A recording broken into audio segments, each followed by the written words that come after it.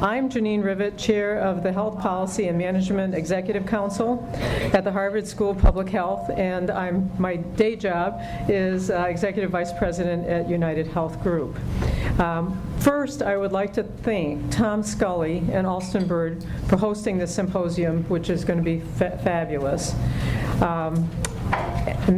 On behalf of the rest of the council members, most of whom are here today, we are delighted to team up with Tom again, as we did 4 years ago. The council and Alston did a symposium 4 years ago. Some of you may have been here, and it was very well received. It was pretty exciting to listen to panelists and multiple opinions about what was going to happen coming up with the elections. We'll do that again today. And it was hard for me to believe. This morning I was watching the news as I was getting ready to come over here, and the elections are like 45 days away. I keep thinking they're coming, but that seemed to put it in better perspective. It's like soon. So this is really timely.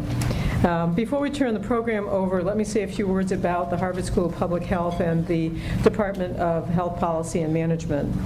In the words of the Dean of the Public Health Department and School, Julio Frank, the product of Harvard School of Public Health is knowledge. Knowledge which can be put to use by practitioners, policymakers, and the public to improve health on a population basis. Give you some examples. Members of its faculty play a critical role in health policy, which is this group's focus, providing the knowledge that leads to more judicious decision-making. Some of the faculty, here are examples. Kate Baker is a member of the Medicare Payment Advisory Commission, and Nancy Kane, another faculty member of the department, formerly served in that role. Other faculty in the department, such as Meredith Rosenthal, have taught us much about payment reform and policy. Ashish Jha on information technology. Atul Gawande, who many of you may know, he's a prolific writer and a wonderful writer, along with Lucian Leap, focused on patient safety, and Arnie Epstein about quality of care and disparities. Broadly speaking, the department is dedicated to work on compelling and important problems, from making the delivery of care safer and more efficient, to expanding health insurance coverage, eliminating disparities, designing and improving the performance of healthcare systems, and many other policy areas. Arnie Epstein, who is our chair of the department, will moderate the first panel. I will introduce him later. And Bob Blendon will also be introduced later, is a senior faculty member and will be presenting today's final session. So as you can see from the agenda, which is at your seats, and some of you may have received it in advance, we have two panels. And the reason we were delayed starting was we were still waiting for panelists. So I'm hoping as I go through the introductions that they will be here. Otherwise, we'll start because we know your time is precious and we appreciate you spending your time with us this morning. The panels, the first panel will have more of a policy focus, and the second panel will have a slightly more political bent, as you can tell by the people on the panels. Our hope is to get beyond some of the political rhetoric and hear what they really think can happen on health care and where we fit in either as a school or our respective businesses, focusing on moving to transform the healthcare system to be more affordable, accessible, without compromising quality, and making it simpler for us to navigate.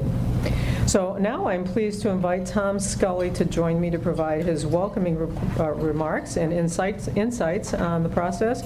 Tom is senior counsel at Alston Bird's this office, Washington, D.C. office, and a senior advisor at Welsh, Carson, Anderson, Stowe, the largest private equity investor in healthcare. And prior to that, important, as some of you may know his name from there, was the administrator for the Centers of Medicare and Medicaid Services, and also president and CEO of Federation of American Hospitals and Health Systems. Tom. I have no insights, actually. What's that? I have no insights. No insights.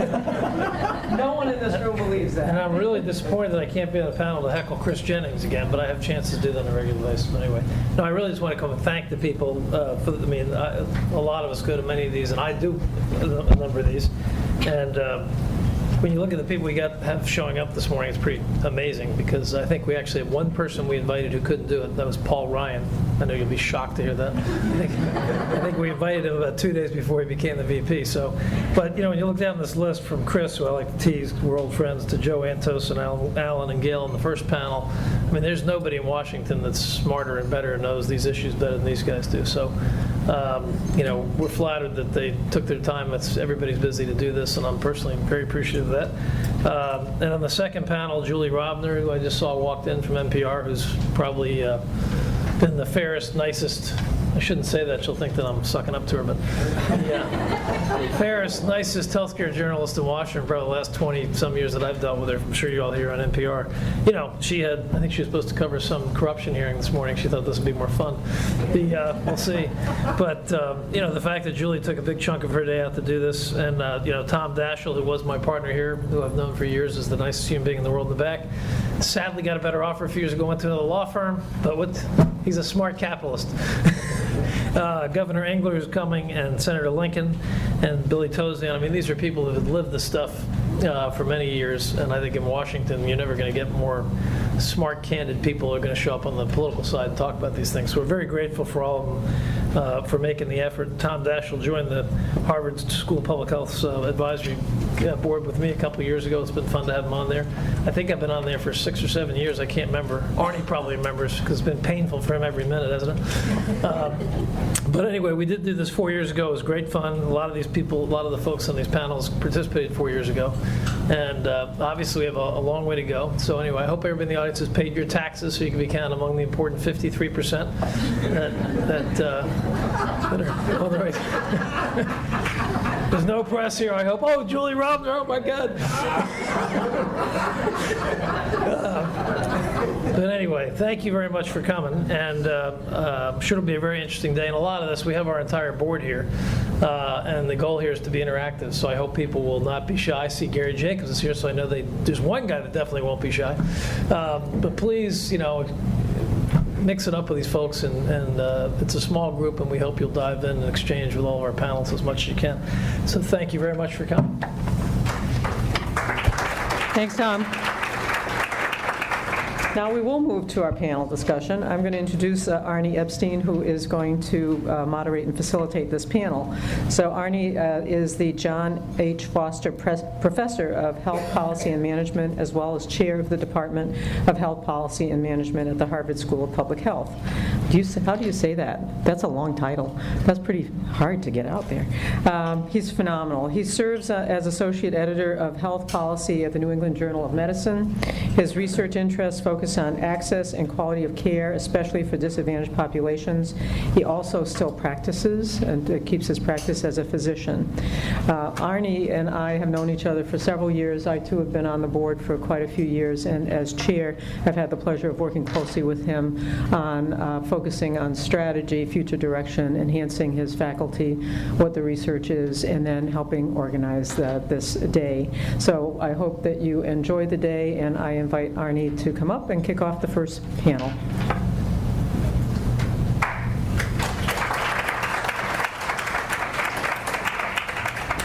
And let me invite the first panelists to join Atab. 1, 2, 3. Chris is here. Oh, there he is. Good morning, everybody. Do I transmit okay? Come through? So this is a particularly unusual time in that I think that there is wide consensus that we're about to see some major changes in healthcare, the delivery and the financing, and there's much less consensus about what those changes are, and that's a rare juxtaposition. But it seems a particularly good time for a panel like this, a propitious time, to get past the rhetoric and to think about value and how we might achieve that value in healthcare. And I've also charged the panelists offline not only about value, but about costs. The costs that plague us federally for the Medicare system, in each state for Medicaid, and in each home for affordability. And to think about how we might move past that, and they'll be doing it. We have 4 distinguished panelists today. Moving down in order, Joe Antos is the first. He's the William Taylor Scholar at the American Enterprise Institute. He's a commissioner at the Maryland Health Services Cost Review Commission and former deputy director at the Congressional Budget Office. Chris Jennings, I know from long association, is currently the president of Jennings Policy Strategy, a distinguished career in Congress and in the executive branch. He served as staffer in the Aging Committee with Senator Pryor and others, and then spent a long time in the White House, where he was at one point congressional liaison for the First Lady, Mrs. Clinton, and the President's leading health advisor, and spent that time. Alan Weil is Executive Director of the National Association for State Health Practice, former Director for the New Federalism Project at Urban Institute. And Gail Walensky's had a variety of very important and influential roles in government and advisory areas. She's currently at Project Hope, but was chairperson at the Medicare Payment Advisory Commission. She served as administrator, the Healthcare Financing Administrator, and again was Mr. Bush's lead healthcare policy advisor, and many other roles that I'm omitting now. So I'm going to turn to our panelists to first make some sequential comments about the opportunities they see, the challenges they see, and the directions we might take. Then I'll start an interchange and invite you all to join with us in that interchange. Joe, please take it from there. Okay. Well, let's see if this, yeah, that's a bad microphone. Okay, so how much time am I supposed to kill here? 12 minutes, 31 seconds. All right, excellent. Okay, so I'm going to use 31 seconds to say that Tom Scully didn't get enough credit. It wasn't just that he was administrator of the Centers for Medicare and Medicaid Services, but before he even got the job, he announced publicly, I thought it was one of the funnier moments, in front of a crowd of a couple hundred people, that he was going to run a contest to find a new name for HCFA. And once he got that name, they were going to change that name every time somebody figured out what that agency was. So, Tom, I think it's about time to change the name. You think it's still available? Well, you know, oddly, HCFA is now appropriate, kinda, because CMS now is the king of all health regulation. You know, those states don't really matter. You know, back when it was the Healthcare Financing Administration, it merely had Medicare and Medicaid. Now it's got everything. Anyway, okay, so just a few quick comments. I thought you were going to raise your question about cost, so I'm going to say something about cost. The only thing we can be absolutely certain about is that we don't know what's going to happen. We don't know what's going to happen next year, except for one thing. We can count on one thing, and that is whether you call it cost or spending, healthcare costs will rise. In spite of everybody's great efforts. The uncertainty, I think, is pretty tremendous. In spite of things that you hear from the administration, it really is unclear whether the Affordable Care Act will really roll out on the schedule. The continued inability of Congress to face up to reality in Medicare, I think, raises a lot of uncertainties. It's not just physician payment; it's everything. And then, of course, there's the sequester. That 2%, that's going to look like a great deal next year when it becomes whatever it becomes. The budget focus in Washington, I think, places the emphasis on all the wrong places. You see this in the ACA. You see this in everything that they talk about. Budget savers rather than improvements in policy, improvements in the structure of the healthcare system, or at least in the government programs. You don't see any changes there.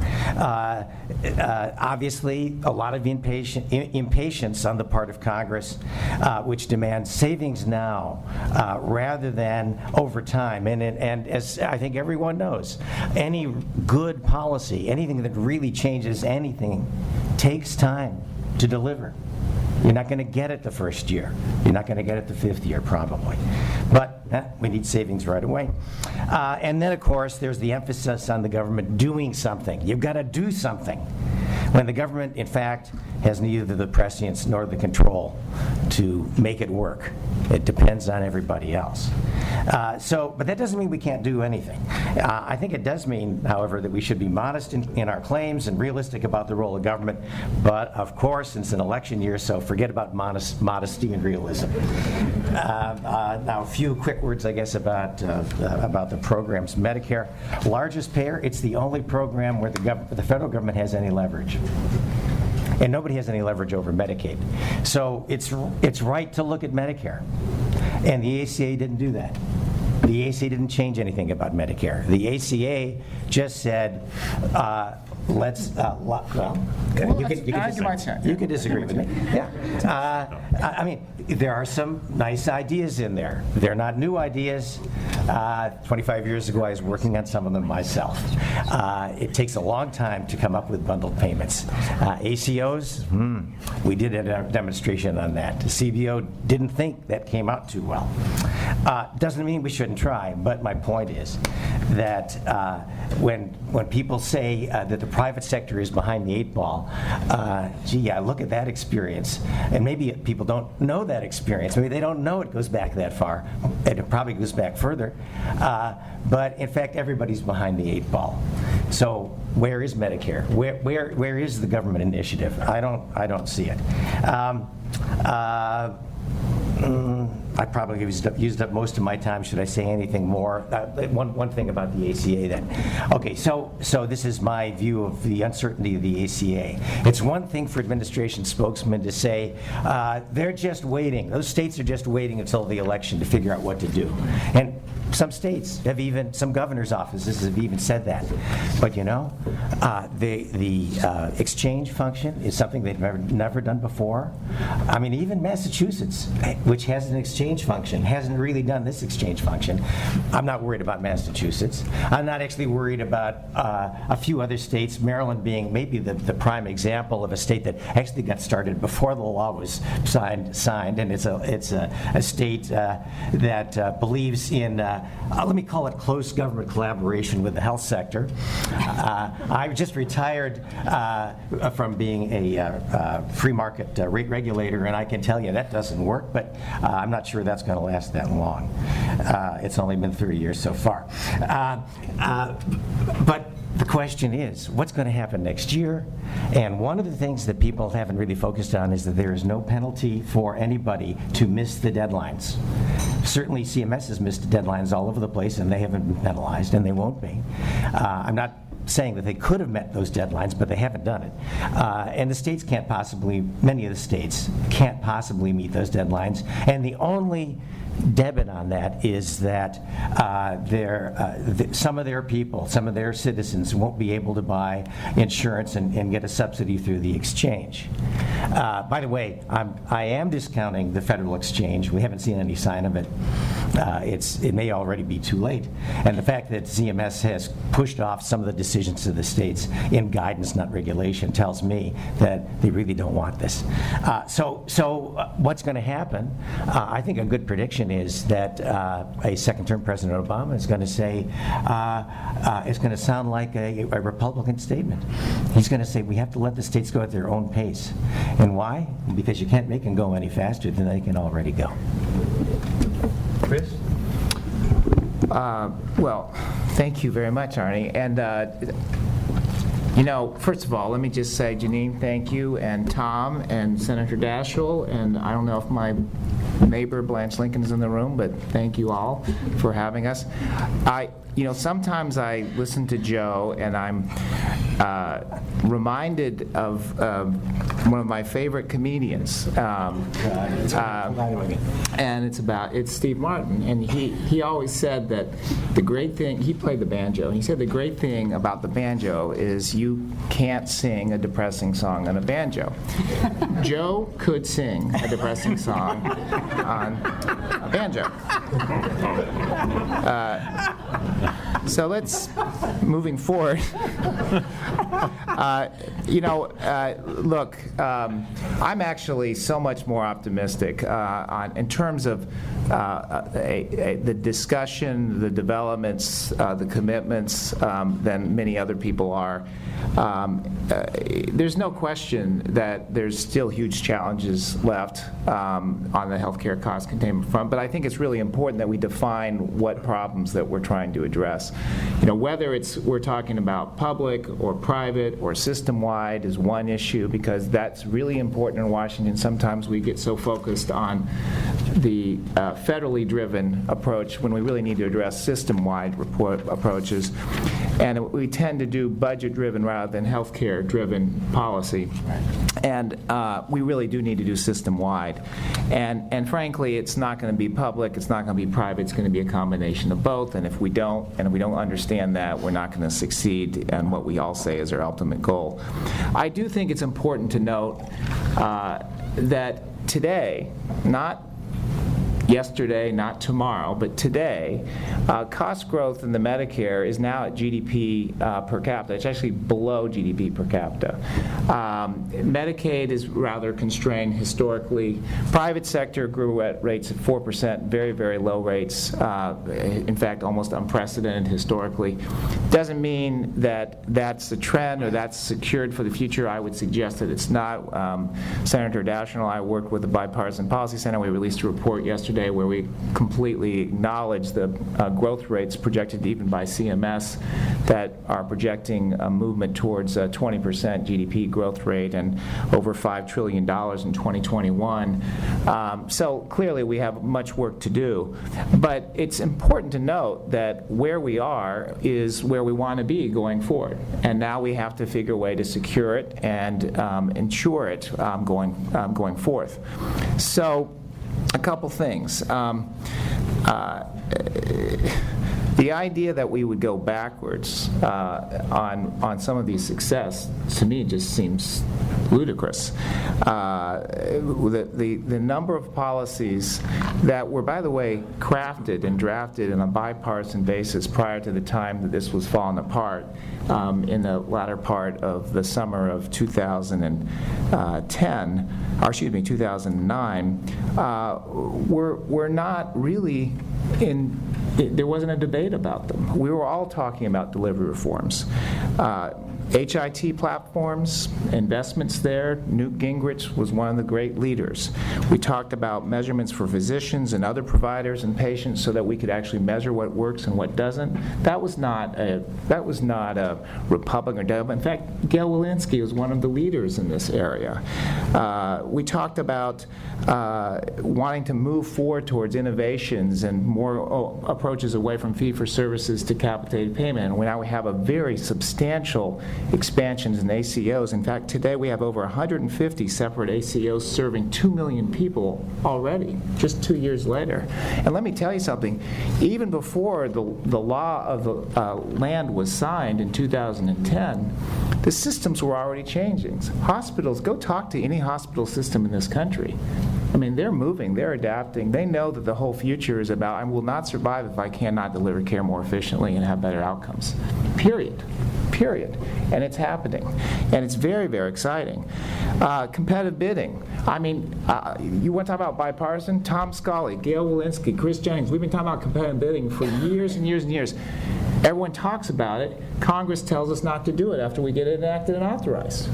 Every single time. Guess what? We had a window where we actually got done. Guess what? We got bids. Guess what? They were 34% below what CBO had projected they would be. I mean, my goodness, this is happening. You just have to let people do things, and guess what? Things happen that are very, very positive. There's lots to come, even in current law. The transparency provisions that are going to happen where people are actually going to see what their benefits are and how much they cost are coming out this fall. We want to stop that? Do we want people not to understand how they can choose things? The idea about this high-cost plan assessment, which, by the way, is a Republican concept, tax exclusion, you may want to do it more aggressively. We can talk about that. that from a policy perspective, do we really want to take a step back away from that? Is that really what you want to do? We talk about the new and inevitable competition from exchanges. Where did exchanges ideas come from? They're a Republican concept. Pooling, private purchases, competition. Well, my goodness, now we're going to say they don't work? I mean, give me a break. Listen, we have a lot more to do. But the first thing we don't want to do is repeal the Affordable Care Act. And let me just tell you, the idea that we would repeal the Medicare savings from the Affordable Care Act, as Governor Romney has been suggesting, it will only increase costs further. Will increase premiums. Will undermine the solvency of the trust fund. What are we talking about? What planet are we on? Now, come on. This is good stuff. We are making real progress. Now, yes, there's more to do. I want to tell the Congress they have to stop doing the inconsistent messaging about what they want and what they don't want. Do they want competitive bidding or they don't want competitive bidding? Do they want dual eligibility reform or do they not want dual eligibility reform? We can talk about the different messages we're getting from both Democrats and Republicans on that. Do they want to do readmission policies or they don't want to do readmission policies? Do they want to do fraud and abuse enforcement or they do not want to do fraud and abuse enforcement? Do they want to let measures funding expire or do they want to make that commitment continued? Now, if they do want to do all those things, we can do even more than we already are, and we will. Yes, there are many more other forms I can talk about later. I know I'm going over, but let me tell you, the news is far better than Lake Wobegon is suggesting. And I was upbeat. The end. Together, you two guys sound like two weathermen. When I get the news at night, I go to 4 and it says it's raining, and I go to 5 and it says, don't you worry, it's going to be nice and sunny tomorrow. I'm Sunny, I'm Venus, and he's Mars. Alan Weil, it's time for you to get out there. Yeah, well, I'm always glad when some state perspective is included in a panel like this, which I guess is the role I'm supposed to play, although I will note, when I got to the front door, my name wasn't on the security list. So I'm not, and I think that's a little bit how states feel, is that, you know, they're invited, but they're not quite on the same terms as the rest of the participants. It is, I think, at the state level, as at the national level, easy to view all of this purely as a budget issue, and it is, but I think at the state level, there is growing understanding, as there often is nationally, that what's driving the budget problem is an excess cost problem, and so the starting point is excess costs. Budget problems are a consequence of that, and that lets you approach this set of issues and possible solutions somewhat differently than you would if you just saw it as budget. So what's the view from the states? Of course, it's highly variable, as it always is, but in broad strokes, we are coming into our third year of increased tax revenue, but it's coming out of such a depth in the downturn that states have not even returned to where they were before the downturn, and what we have is built up 3 or 4 years of deferred priorities, education, public safety, infrastructure, and the like, that even as we see revenue growth, as long as health continues to take the large share that it does, it's continuing to crowd out other very important priorities for economic development. The federal requirement in the Recovery Act, then continued by the ACA, for states to maintain their levels of eligibility in Medicaid, has preserved coverage for millions of people, but because states don't have tools for cost containment or have limited tools for cost containment in Medicaid, what it's largely done is led to reductions in provider payment rates or freezes in those rates, exacerbating the gap between private and Medicare rates and Medicaid rates. And one of the challenges I think states confront and the Medicaid program confronts is that, on the one hand, last week the Institute of Medicine tells us a third of the spending in the system is of no value, and then we look at a Medicaid program that's already paying so far below market rates, and you say, how do you square this circle of trying to take money out of a system that's already very underfunded but also has potential inefficiencies? And I think that's a really interesting area that states are putting a lot of their attention. The federal government, it has, in these tough fiscal times for states are cutting back on staff, furloughs and the like, although those days are mostly over.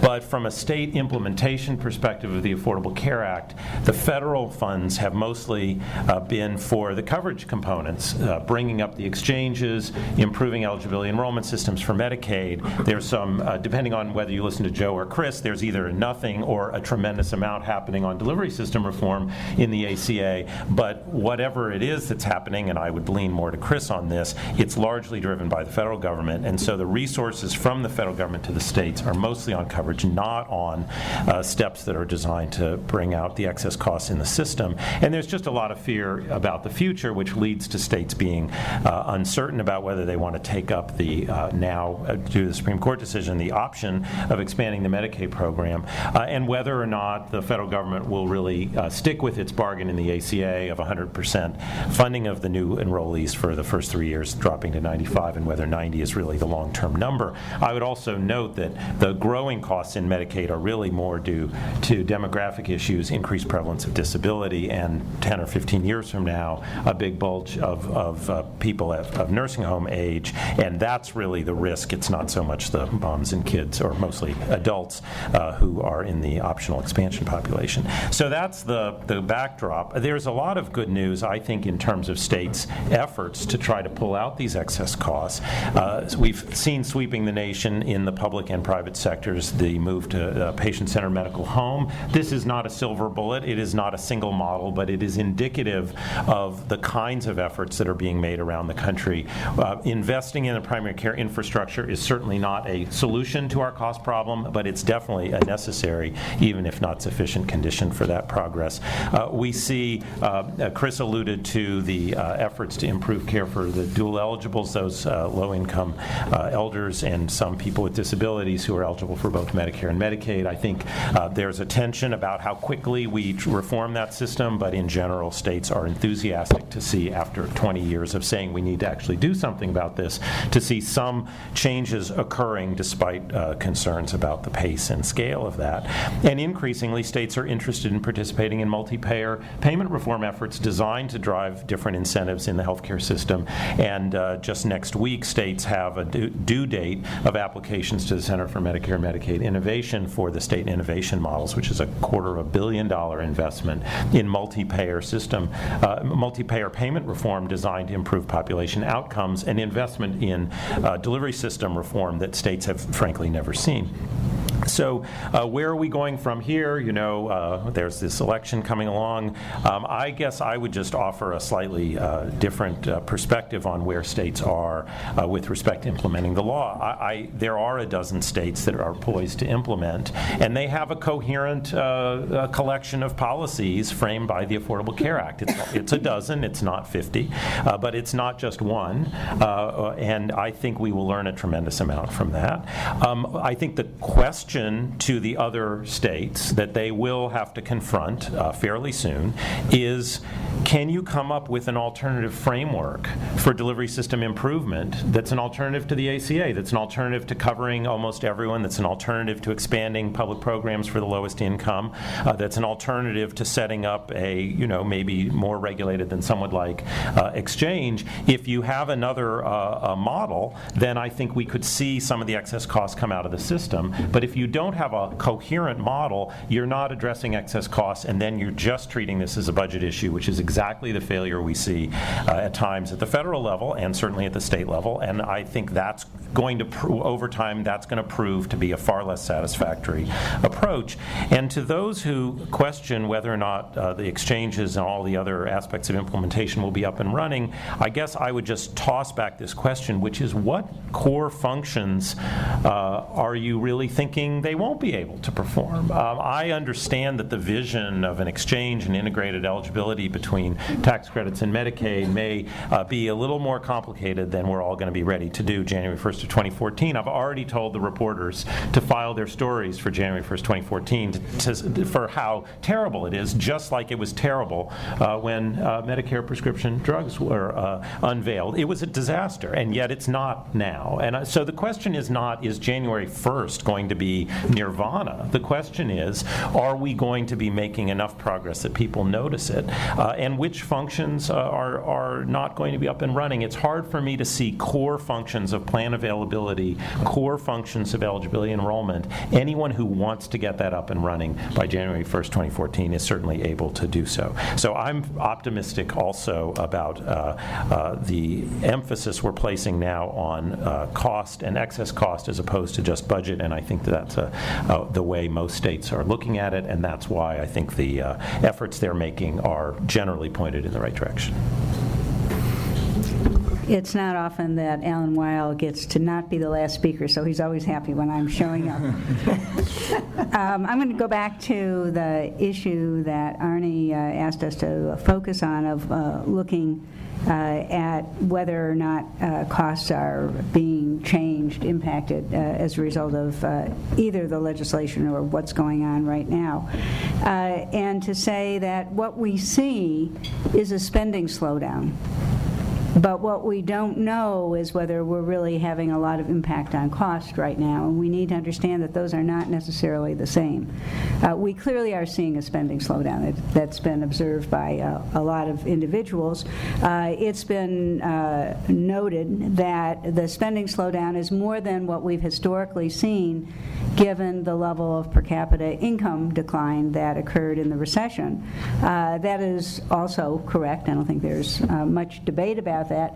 I think we have not paid quite as much attention to the fact that this is an unusual recession as it relates to this issue, because there was not only widespread job loss and therefore income loss, there was an unusual hit to the wealth of the middle class because of the hit not only on the 401ks, but more importantly, the really devastating blow to housing values, which for most Americans is a majority of their wealth. And it is not only income that affects spending, but it's wealth that affects spending. And I think when people have noted over the last year or so that the reduction in spending on health care is more than you'd predict from reduction in income, they really aren't factoring in the change in wealth that has occurred. Having said that, there's certainly a lot of activity going on. There's been a lot of activity going on from around 2005 or 2006 in the private sector. A lot of activities of big plans, the for-profit plans, the blues plans, trying to designate high-value providers, institutions, clinicians, trying to encourage people by lowering premiums or lowering coinsurance payments to make use of these. We don't know how much effect that's having. It's very hard to tell in the aggregate. We see a lot of pockets of activity, but it's hard to see whether or not that actually aggregates up to a lot of change or not. The real question to me is if some of the slowdown is more than primarily reflecting the recession and the reduction in wealth, is it sustainable? And that's really, we need to be very clear and open. We do not know the answer to that. And there are really two reasons for that. I want to try to make these clear because I don't hear them discussed as much as I think they should be. The first is we should not confuse lower reimbursements under Medicare with lower costs. We are having savings in Medicare because Medicare is going to pay its institutional providers less. It hasn't figured out what in the world to do with the physicians. When it does something, it will probably go $300 billion in the hole.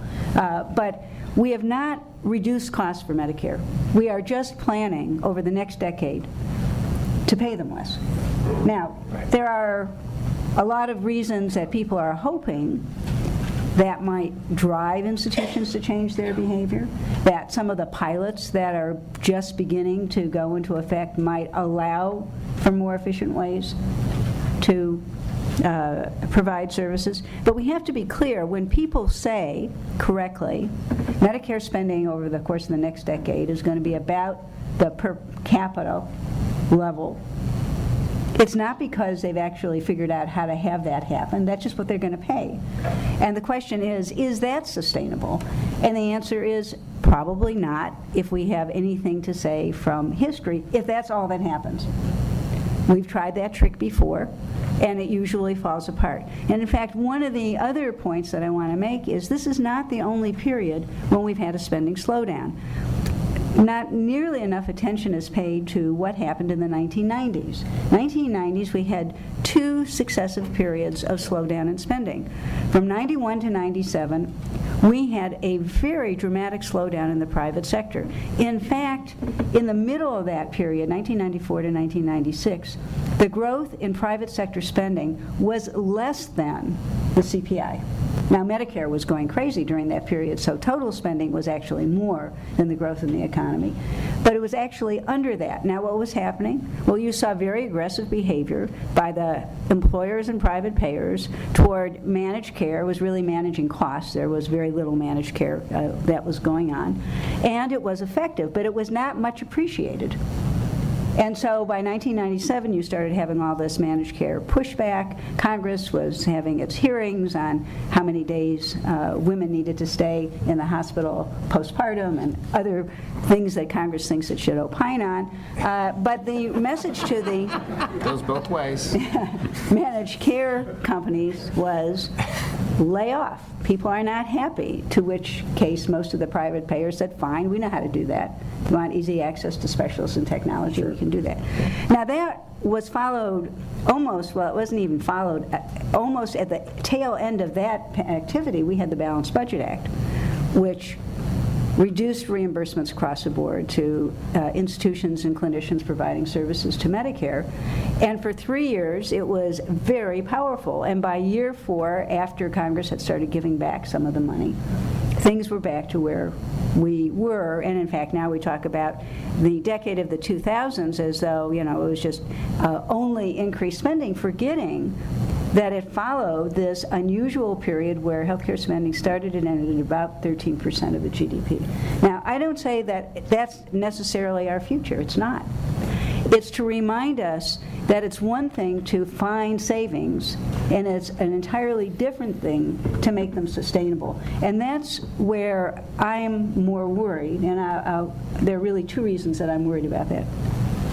The first is that I like the idea of pilots. I mean, we did, after all, introduce the relative value scale without even having it finished, yet alone try and get anywhere. That was maybe not the very best idea. So trying pilots is a good idea. The problem is there are a lot of steps that have to happen, and they have to happen fast. You've got to see, does it seem to work the way you thought it did? Is it scalable? I mean, it's nice if it works in Dallas, Texas, but is it going to work in Detroit, or is it going to work in Los Angeles?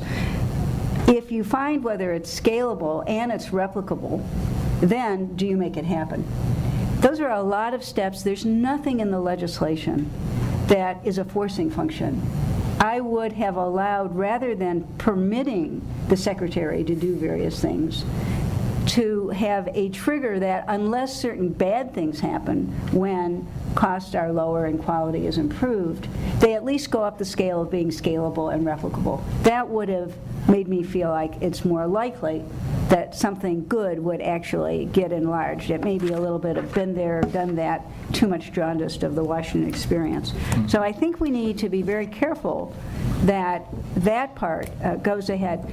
The other, and this is really the point I want to end with, is there is a fundamental division of opinion, even among reasonable, responsible, knowledgeable people, about how to slow spending in healthcare. And it's become clear there's just a different orientation. In an NPR interview that Don Berwick and I did in August on slowing Medicare spending. Now, both of us received a number of calls saying, this was out of the Boston WBUR show On Point.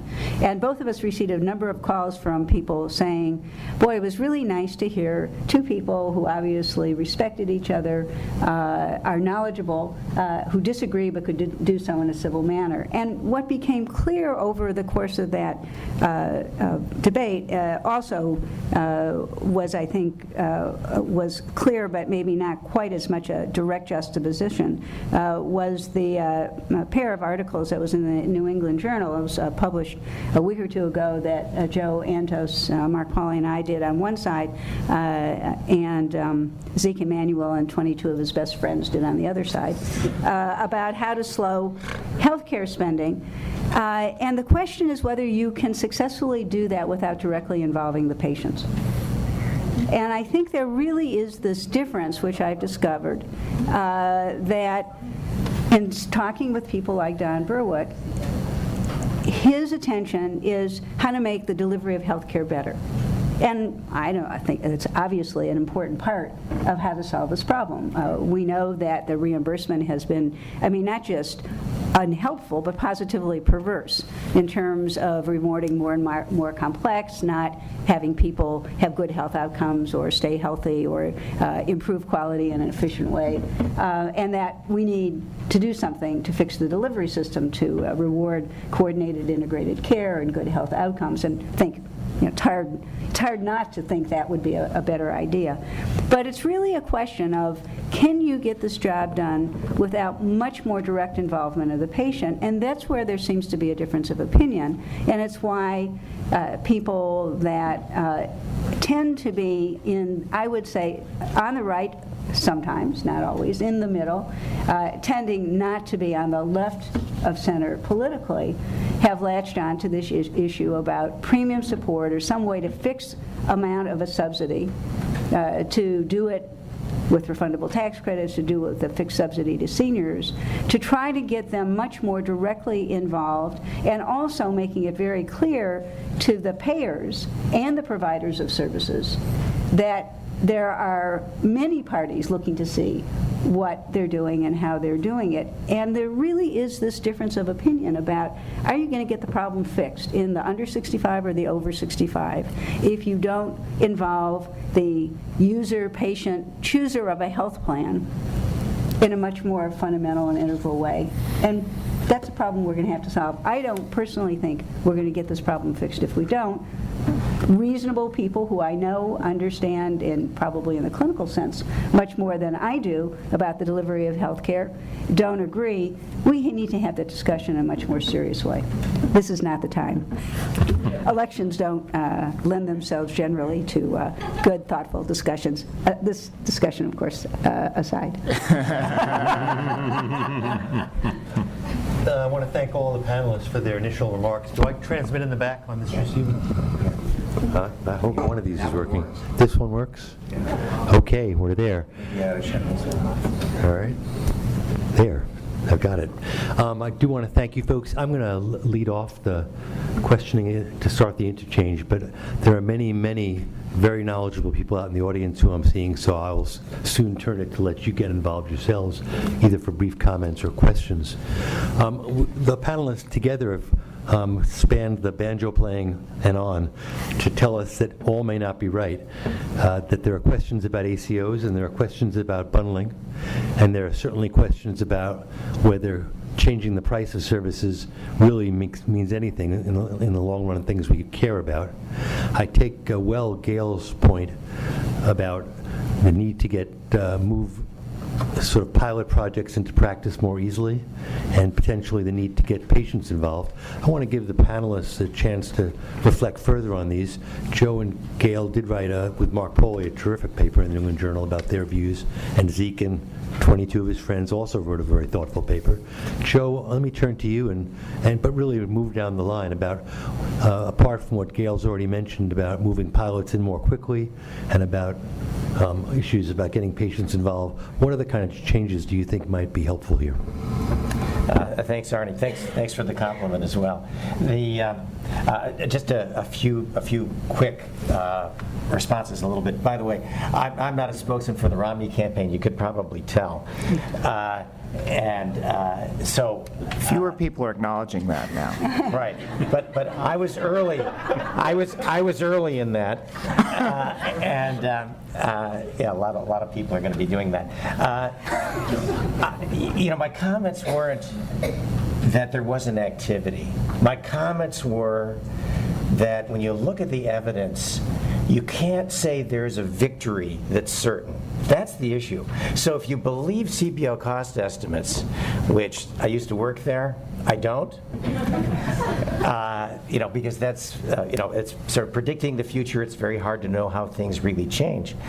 But the innovative ideas didn't get much scoring, and I think that's a reasonable prediction. It's not that we shouldn't try to do these things, and this is part of the answer to Arnie's question. Absolutely. Just because we were talking about bundled payments 25 years ago doesn't mean that we shouldn't try to make it work. It's just really hard to do. And when we did make it work, of course, Congress didn't like it. It's very similar to the competitive bidding story. So, no good idea goes unpunished in Washington.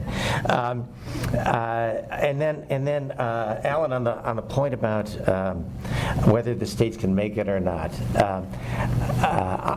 I'm not arguing against organized markets. Obviously, you need organized markets, but it's not the functions; it's the possibility of getting the paperwork done in time. And an important part of the paperwork is that the health plans have to know enough about what's required in order to submit their proposals, and they have to do it by January 1st, and it's not January 1st.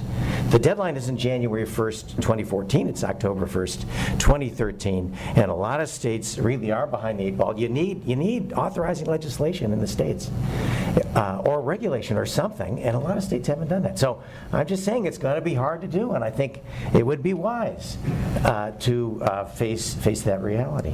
Now, what else would you do? As I said, I like all the ideas if they would work out. But in the end, we're really fighting against ourselves if we don't address something that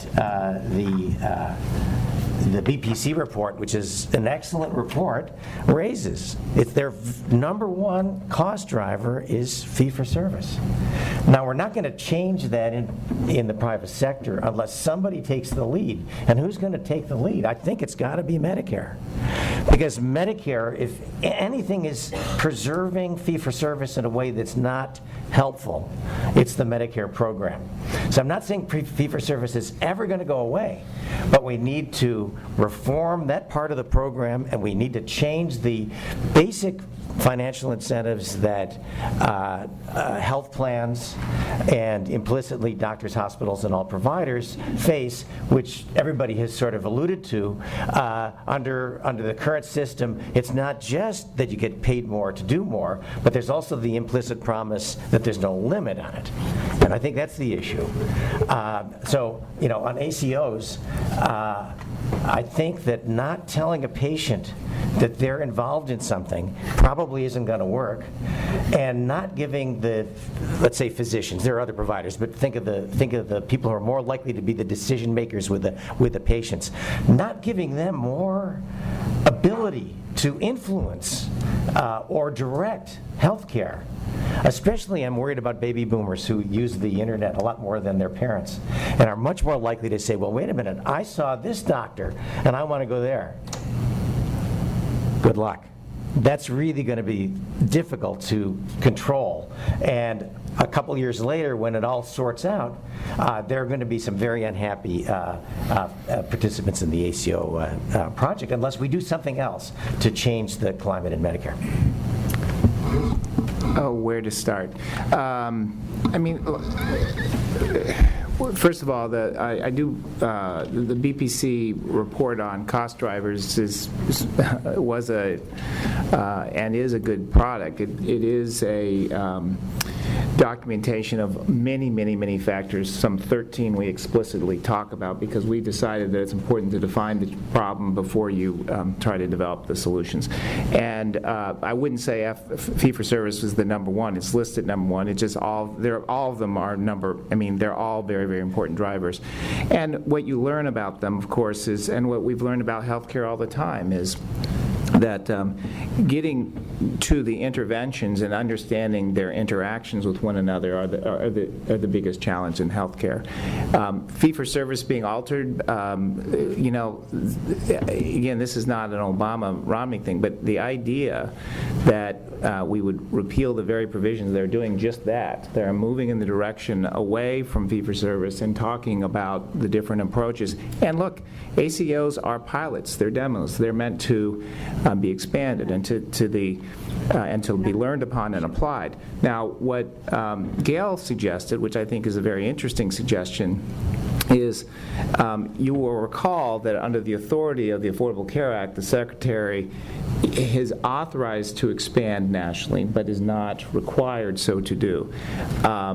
Look, I would endorse that. Good provision. I mean, I think there'd be a lot of people who would say that's a good thought. I'm not sure a lot of Republicans would, but empowering the Secretary to do more is oftentimes a hard thing. And moreover, Congress, as you know, Gail, generally doesn't like to do that, which is the whole point why Senator Daschle has raised this whole issue in the years past about the need for more independence in the decision-making process. CBO. CBO was burned in costs in the 60s, 70s, and 80s in their projections. But if you look at them historically in the recent years, the 90s, early 90s, the late 90s, 2003, in fact, many Republicans cite the 2003 Part D projections were overestimated in cost, that there were more savings than were initially projected.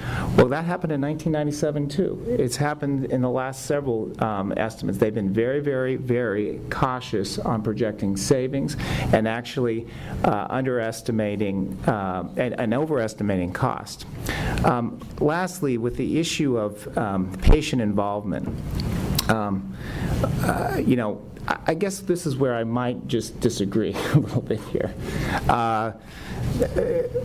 A lot of, I don't think it's a question of left or right. Patients desperately want to be involved in their care. In fact, we need to have patient-centered care. The question is, do you give them the information and do you empower them to do that? That's one question. The second issue is, do you make it unaffordable for them to access the care that they need? And that's how, it's the issue of how much risk does each party bear. And that, I think, is the distinction. It is, I think that there's some people on the right who are willing to put more risk on patients, and some people on the left who are more concerned about that. But that's a debatable point about how high you go up the income scale. We can talk about that you can have an informed and complicated conversation about that. I don't think if you have a rational conversation, that can't be bridged.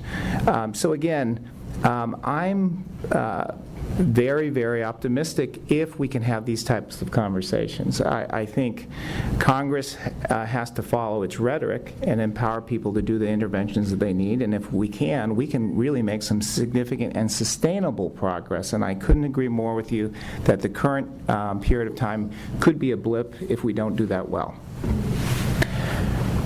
Two comments. First, Joe, I agree that the timelines are tight on the exchanges. I just think that we have to ask what questions we're trying to answer. And if the question is it all going to work perfectly on January 1st, 2014, it's pretty easy to, even with a banjo, sing a really sad song. But if the question is this, remember, the primary shift for people potentially on 2014 is to go from uninsured to insured status. And the question of, well, maybe we aren't really quite ready for them until March, but they've been uninsured for the last 5 years. I don't know that those people are going to see that as a sad song. So it's a part of it is I'm trying to figure out the question. And I want to follow on Chris's comment because, Gail, I wrote down the way you posed the question of the difference with Don Berwick is, can you do this without directly involving the patients? And I had a very similar reaction to Chris. I would frame the question something more like this. Can individual purchasers of health insurance in presumably a better structured market place the pressure on the healthcare system that's needed to make it more efficient? Or to frame it slightly different, which is the better method for pushing the healthcare system to reorganize towards efficiency, individuals exercising their purchasing power or large purchasers exercising theirs. And I mean, I think it's easy to, it's both, but, and that's why I think it's hard, it is both. And so, and because my work has mostly been around Medicaid and public programs, I'm looking at a program, the largest public program in the country, with 42% of the spending on people with disabilities, with the most complex populations, and I'm trying to envision the world in which the appropriate risk-adjusted payment is made to the person with traumatic brain injury to find some risk pooling entity, whether we call it an insurance company or a plan or whatever acronym we want to give it, to buffer the individual from the risk of costs associated with their condition, while simultaneously having that recipient of the dollars place the right pressure on physicians and nurses and social workers and dietitians and community-based organizations to figure out how to get me the services that I need in a respectful, personally appropriate way. And I have a hard time envisioning that. Whereas if you ask me, could you take a mass of basically, healthier, higher income people in a commercial system and get them to put the pressure on the healthcare system? I'm a little more skeptical. I'm probably more skeptical than Gail, but I'm a lot more open, not just from a risk, who's going to, is it fair to give people that risk, but in terms of really the likely outcome, because we can push down the price of, well, we can't push down the price of an iPhone, that's clear, but we can certainly push down the price of technology, but it's coming from not just an information, not just empowerment, but from a fairly standardized product. And what I see in healthcare is that what the high costs are the non-standard products. And so that's, I think, so I would frame the question differently, and I guess in the end I'd probably answer it differently as well. Well, I'm going to obviously come back to this point, but Chris made a statement that ACOs are demos and pilots. Actually, ACOs should have been demos and pilots. They are one of the few things that are in the legislation just as is. That's too bad. I think it would have been better to have them as a demo and a pilot because we don't really know what's happening. They're probably effectively going to turn out that way. They're not there. There are very interesting ACO models in the private sector that are going on that, of course, didn't need Medicare's permission because they weren't at risk for violating anti-kickback and START provisions. So that was just a small point. Second point that was made has to do with the triggers, and I certainly am not going to say whether our friends in Congress would like it or not. There is some precedence for the Congress doing that. There have been, at least in Medicare, some benefits that were expanded provisionally, subject to bad things not happening. So it's not without precedence that you have a trigger mechanism rather than a permissive mechanism. It's my concern that having occasionally seen some good pilots and demos, they have frequently not worked out the way people thought, but sometimes they do. They tend to languish, and that's my concern. And it's not because they're bad people that are just ignoring them, but it's somebody else's pet interest that is now focused elsewhere, and that's really my concern for not having a trigger rather than having just permissive. We go back because I will take it as not you're not taking it seriously, but that we are just looking at this differently about how you and Chris described this issue about the role of individuals. We are not talking, people who talk about premium support, which, some very well-known D people have been known to support premium support. We're not talking about, here is your money, go and call your broker and see what you can do. We're talking about using your subsidy dollars, however they're defined, to go in a structured market and to purchase plans that meet some criteria. And the question is, when you know you have a fixed subsidy as opposed to an open-ended subsidy, will you also, as the purchaser, be interested in what it is you're buying a lot more than in the current Medicare system, where if you have Medicare and a wraparound, which is almost everyone, some kind of public or private wraparound, you now know you can go in and see a physician that will see you. Not all physicians will, but many will, or go into the hospital or go into various other settings. You do not have, you're not armed with any information. I'm all for we have to empower people so they know what they're buying. They have an idea about who are the good clinicians, which are the good institutions, who does well on their diseases. But they need to know something, that plans differ. And they differ in a variety of dimensions. And it may make a difference according to who you are as to how they differ and which ones you're going to be attracted to. And that's really the question. Do you mean that you think most people in the United States are disabled, some of the very high risk? We can discuss whether they're likely to be better off if they could, in fact, vote with their feet on the plans that are delivering services that are designed for them or not, but they're a special problem. But for most Americans, that if you give them information, that they can also be helpful in pressuring plans to provide the kind of services they want. Might not be what the clinicians think are important, probably won't be, but it is important to what these individuals are.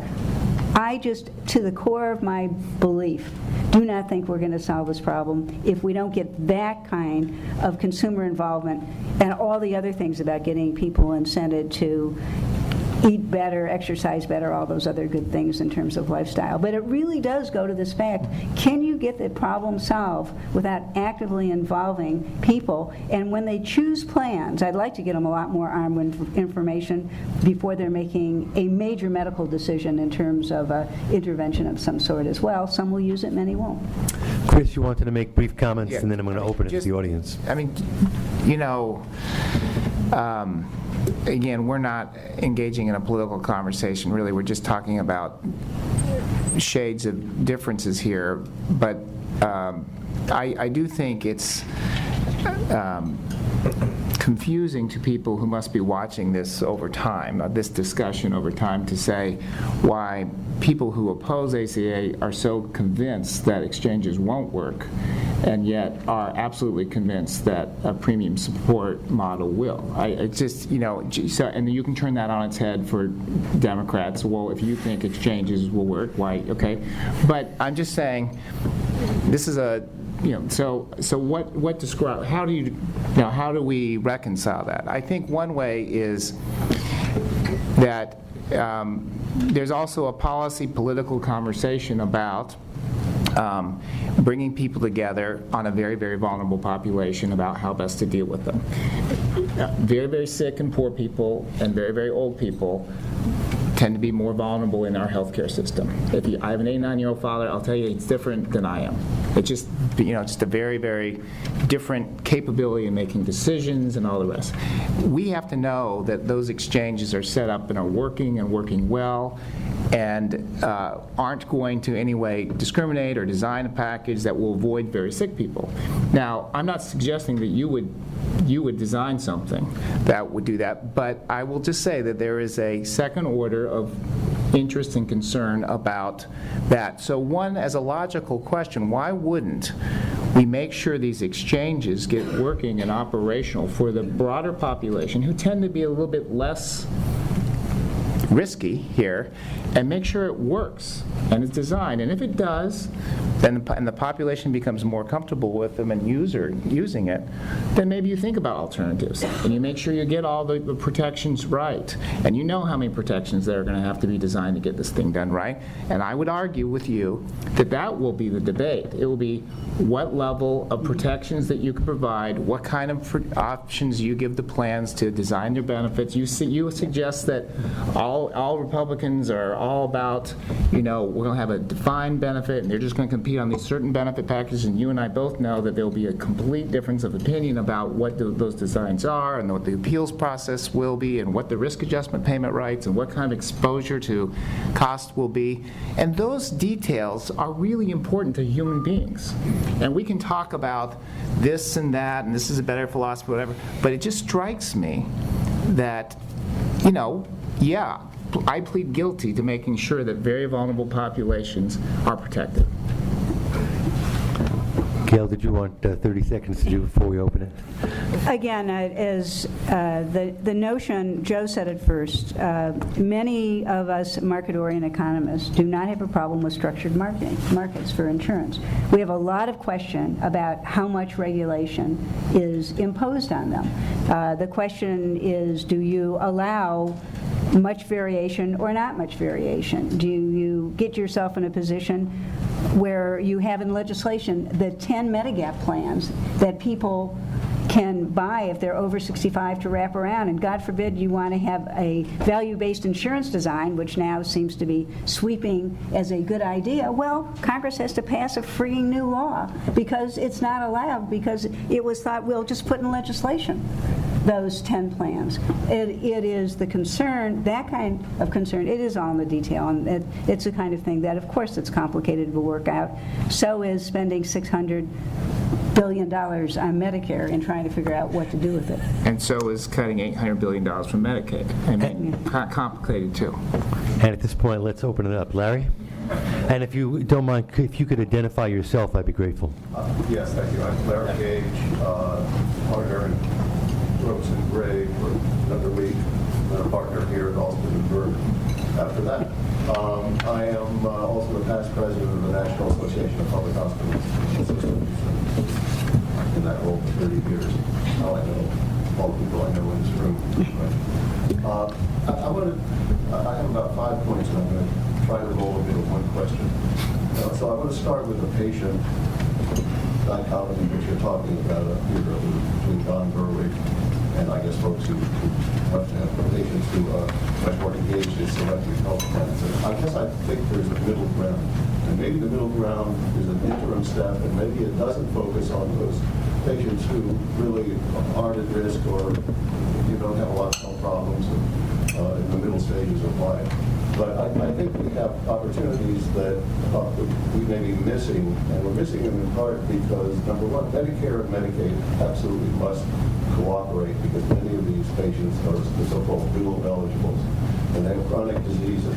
And I think what Don Berwick would say if he were here is that his position has not so much been misstated as overly simplified, because I think Don very strongly believes that a patient who has asthma, or a family of a patient who has asthma or diabetes or COPD or any chronic condition needs to be intensely involved with providers and ultimately with health plans in the management of their care. And that will maybe cost more in the short run, but certainly reduce costs in the long run. So the question is, how do you get Medicare and Medicaid to better coordinate with one another around all of these good ideas that are welling up in the states about health reform and reform of disease management? And by the way, Al, what do you do about the states that simply aren't going to participate, and what do you anticipate is going to happen with those states over the next couple of years? So if the mic didn't work well, to boil it down, it's how do we get Medicare and Medicaid to come together? And for Alan particularly, what about the states that don't go in? We ought to think about having a pilot that has Medicare and Medicaid as a single program for low-income complex people with different benefits and subsidies. We already do. We keep walking into that when we have for Part D special subsidies for the people who are below 133% of the poverty line. We have the Slimbies, Quimbies have their own little additional programs now. It needs to be a single program. At the very least, it needs to be two programs joined at the hip as opposed to two parallel programs that never talk to each other, which is basically the case for the dual eligibles. I think it would honestly, we ought to try and see what happens if we modify, you make it into a larger integrated package for individuals who meet these qualifications, but you make it into a single program. I think we're just fooling ourselves otherwise. I certainly, and I've written that we need a separate program, and I think what is so shocking, because both programs are so large, most people in the policy sphere live in one or the other and have no idea how differently the other program views the world than the one that they're in. And the misalignment in benefit design, in provider in the payment, and the fundamental one that I think is the biggest challenge right now to the demonstrations that are going on is fundamentally different views about patient choice of provider. That Medicare starts from the proposition of free choice, and anything that you might do to a dual that would constrain the choice, witness the ACO experience, is viewed as takeaway. And back to Chris's point, so you're taking Medicare benefits away from the most vulnerable. That's real appealing. And on the Medicaid side, where you have a long tradition of limited choice and full because it's the lowest income people, you've got little or in many instances no cost sharing, and limited networks, because as you know the payment rates are below market, and so you get experts like your former organization's members who know how to handle this population. Other people run away from them because they don't know what to do, and it's a complete and to them the notion that what you can't lock them in, you can't assign them, you can't do management. This makes no sense. And so at the end of the day, you have to pull it out of both of those cultures and create a third culture that is an integrated culture. That, of course, rolls off the tongue nicely. It doesn't get written in legislation quite as easily. But I would just close with sort of the current debate over the duals is, I think, again, a perfect microcosm of the two different worlds from which the programs come, because Medicare is used to demonstrations. 5-year design, 5 years of data collection and analysis, a report written, a conclusion, 5 years of delay in doing anything with it, and that's how innovation occurs in Medicare. And you and Joe are close friends, I see. Right. And Medicaid is used to, I went to a meeting and someone gave me a good idea, I want permission from the federal government to implement it tomorrow, without any evaluation component and without any real data to support it. And in fact, both of those models have something to say for them and some limitations. And I think what we're seeing fought out in the dual demo is the sense of how do we think about a demonstration for 2 million out of 9 million people, which is certainly big by Medicare standards, but is a lot slower than many trends have swept through Medicaid. Where's the data component, the evaluation component? What do we do with the results? Do we push them out in a mandatory way to the other 7 million if it's a wild success, or is it up to the states? I think we're seeing the culture clash not just between the two programs, but also in the debate over the structure of the demonstration. Can I just one quick about this? This is sort of it is a great example, because so finally you have this former governor, Secretary of Health and Human Services, saying, okay, I want to do a demo. I'm going to try to go as fast as I can go to make the states happy without alienating. Okay. What happens? Well, she gets criticized from the right and the left by Congress. Both the Republicans are saying you're going too fast, too quick, slow down, which is sort of interesting, and the same thing from the Democrats. Now, I think they're going ahead. My view is you either let them go ahead with appropriate patient protections, and I'm sorry, Democrats, or you say, to Gail's point, do a Medicare program, or at least a Medicare demo pilot, and do it now. Stop talking about it. We have been talking about this population. I can't remember when I haven't been talking about this population, right? I think it's incumbent on the federal government to either give the authority to do it or to take responsibility, but stop talking about it. Joe? Yeah. So Larry muttered pace. You didn't hear it, but he muttered pace. Okay, and this raises the other gigantic problem. You've only been talking about government. Let's talk about patience. Let's talk about my mother. She would have been a great candidate for PACE. Why didn't she want to go into PACE? Because she had to give up her doctor. That's the major reason why you don't do it. Okay, so when do you have to start this? Before you turn 65, before you get into the programs. We'll get there eventually, but we need more integrated healthcare systems, not at 65, at 25. And we don't have that. And then they also have to be able to participate in these government programs. We're getting close to time. I'm going to ask Bob, who's asked a question, to phrase that, and then the panelists to make very brief responses because of time. Wait a minute. Try to be brief on you. Bob Patricelli, and I've had a career in health policy and then in the health insurance industry and as an entrepreneur. And for my sins, I now found myself working with doctors trying to reform the delivery system.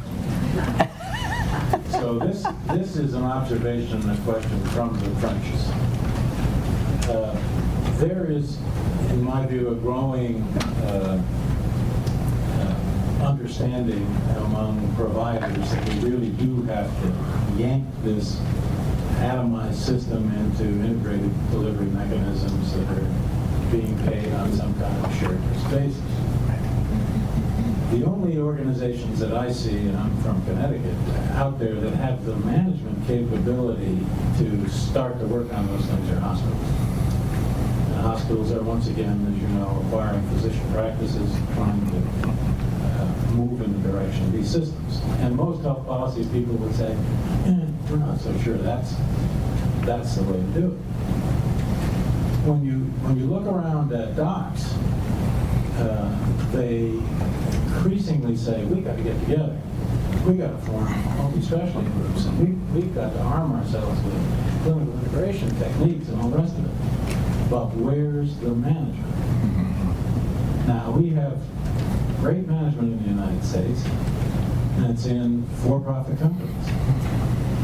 But these companies can't get directly involved in healthcare delivery because of things like corporate practice of medicine and star pools and all the rest. So the market is unable to respond to what I think is a growing demand to try to move in the right direction. Have you folks ever really looked at trying from the federal level to override corporate practice of medicine so you could have Connecticut Physician Partners brought to you by Google and an IBM healthcare plan or a UnitedHealth delivery plan, etc. We need to get management into this system, and you guys got to begin to think about how to do that. I agree very much with what you are suggesting. I am one of the people who have been increasingly vocal about my concerns about the trend toward more and more hospital consolidation, being augmented with more and more hospitals acquiring physicians' practices. It is possible that some of these mega hospital systems might wander into being a health system, an integrated health system. Some of the bigger and better ones as they acquire home care and nursing homes and others.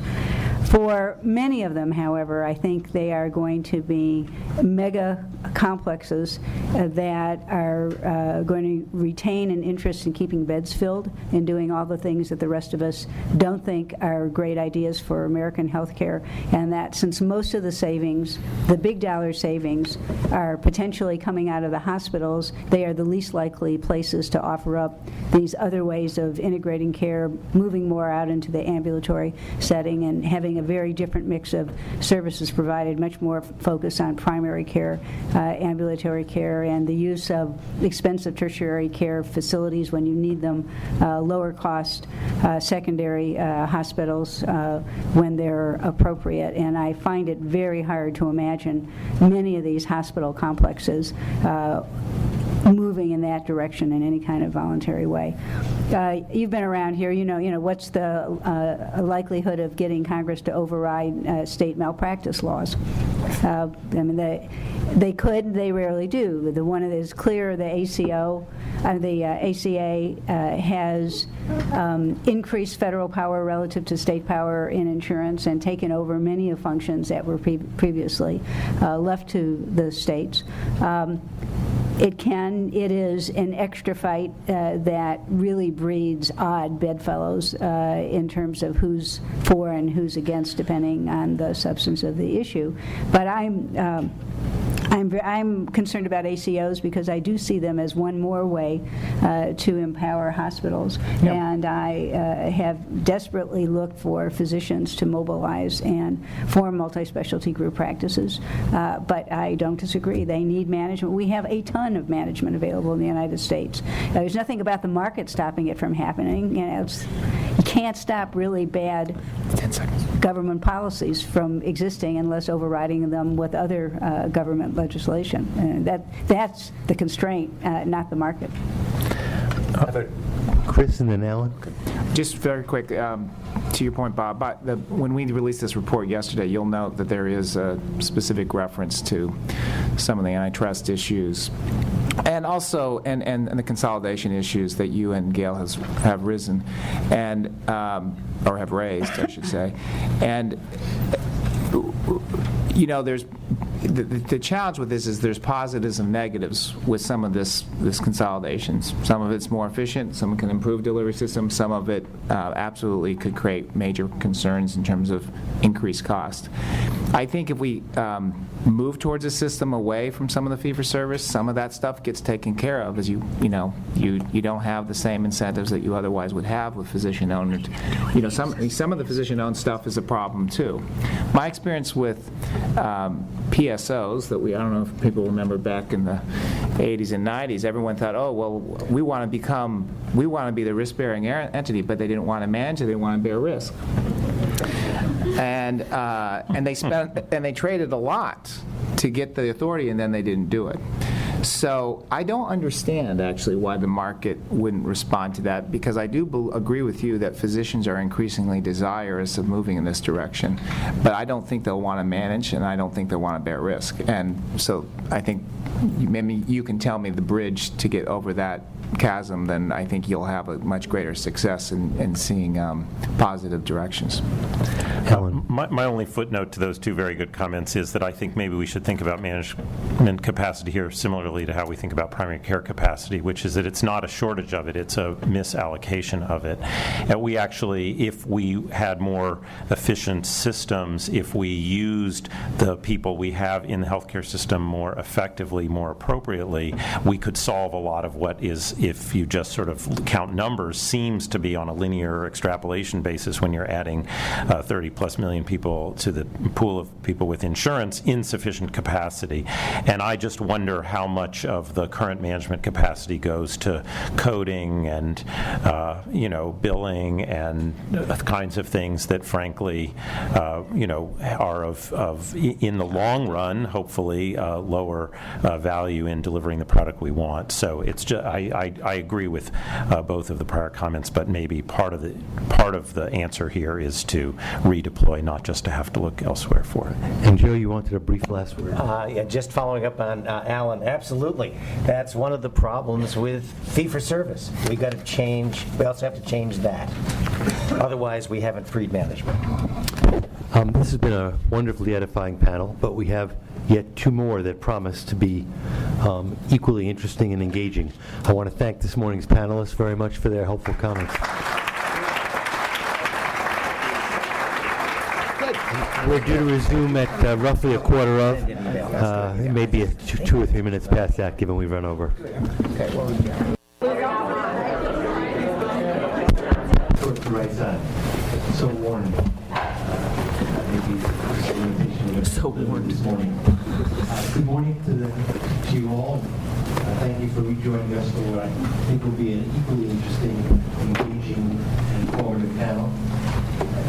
I'm going to shortly hand the mic over to Julie Robner. Many of you know Julie Robner, at least her public face, if not personally. She's the NPR voice on health. She's taught us a tremendous amount about that, and with a lot of her expertise in health reporting. So without further ado, I'm going to just hand this over to her, and I think this is one that's working. I have my own. Can you guys? So we were at the Saturday. Can you guys hear this? Saturday we were at York. Sounds like it's working. So you leave that there in case we need it. Hold on to 6. Thank you very much. I am honored to be here this morning. I confess I wanted to come mostly because I wanted to hear this panel. And I'm mostly happy to be back with what I call my peeps. I've been handling the health beat this last month. We have a reporter on maternity leave. So I've been trying to do my beat and the health beat, covering the Farm Bill and the sequester report and all kinds of things that I know nothing about. So I'm much more comfortable being back in the healthcare realm. And as I'm sure you're all aware, there's been a little bit of discussion in the presidential campaign about this thing called healthcare, and in some of the Senate and House races as well, to help us explore where we are now, which seems to change about every 5 minutes or so, and where we might be headed. We've assembled an all-star panel, and I will not waste any time getting to them. You have their bios in your packet, and if you're here, you should know who these folks are, so I will keep my introductions brief. We have, in alphabetical order, because I don't know anything about protocol, Senator Tom Daschle, former Senate Minority and Majority Leader from South Dakota. These days, he's a Senior Policy Advisor for Government Affairs at DLA Piper. Next to him, Governor John Engler, who served 3 terms as Governor of Michigan, although I might add, after I left the state. Governor Engler is President of the Business Roundtable, a position he took over in 2011 after having served for 6 years as President and CEO of the National Association of Manufacturers. Sitting to his right is Senator Blanche Lincoln, like Senator Daschle, a former member of the Senate Finance Committee and a very knowledgeable voice in all things healthcare, dating back to her days in the House in the 1990s. Today, she's Special Policy Advisor at Alston and Bird. And finally, last but not least, Congressman Billy Tozan, who served as both a Democrat and Republican from Louisiana and chaired the House Energy and Commerce Committee. Don't laugh. He's one of, I believe, still the only member of the leadership from both parties. That's correct. Chairman of the House Energy and Commerce Committee when it passed the Medicare prescription drug law in 2003. Congressman Tozan left Congress to become head of the Pharmaceutical Research and Manufacturers of America, where he would ultimately help strike the deal that led to the Affordable Care Act. Today, he's Special Legislative Counsel at Alston and Bird's Legislation and Public Policy Group. We've given each of our panelists a charge, similar to the one for the last panel, and they were each going to speak for about 10 minutes, and then I get to play Jon Stewart or Bill O'Reilly or Bill Maher, whichever you decide, and then we will open it up for your questions. So, Senator Daschle, will you lead us off? I think the question is, what is the prospect for some resolution to the polarization that exists in healthcare policy debates over the last several years? And frankly, I'm a little more optimistic, and maybe not optimistic in the next 45 days, but optimistic more in the long term, because I think there is more of a consensus about where we are and where we need to go than most people get credit for. But before I get into that, let me just say how pleased I am to be on a panel with 3 such distinguished people and friends. Consider them friends, and I'm delighted to share the dais with them, and just thank Julie for all the fantastic reporting that she does on a regular basis. But I think there's a consensus about several things. There's a consensus about the fact that in the United States we have several institutional impediments that are going to have to be addressed if we're going to deal with this successfully. One of those impediments is that we don't really have a system in the United States. We never have had. We have a marketplace, and that marketplace is composed of a collage of subsystems, both public and private, that really don't interrelate all that well.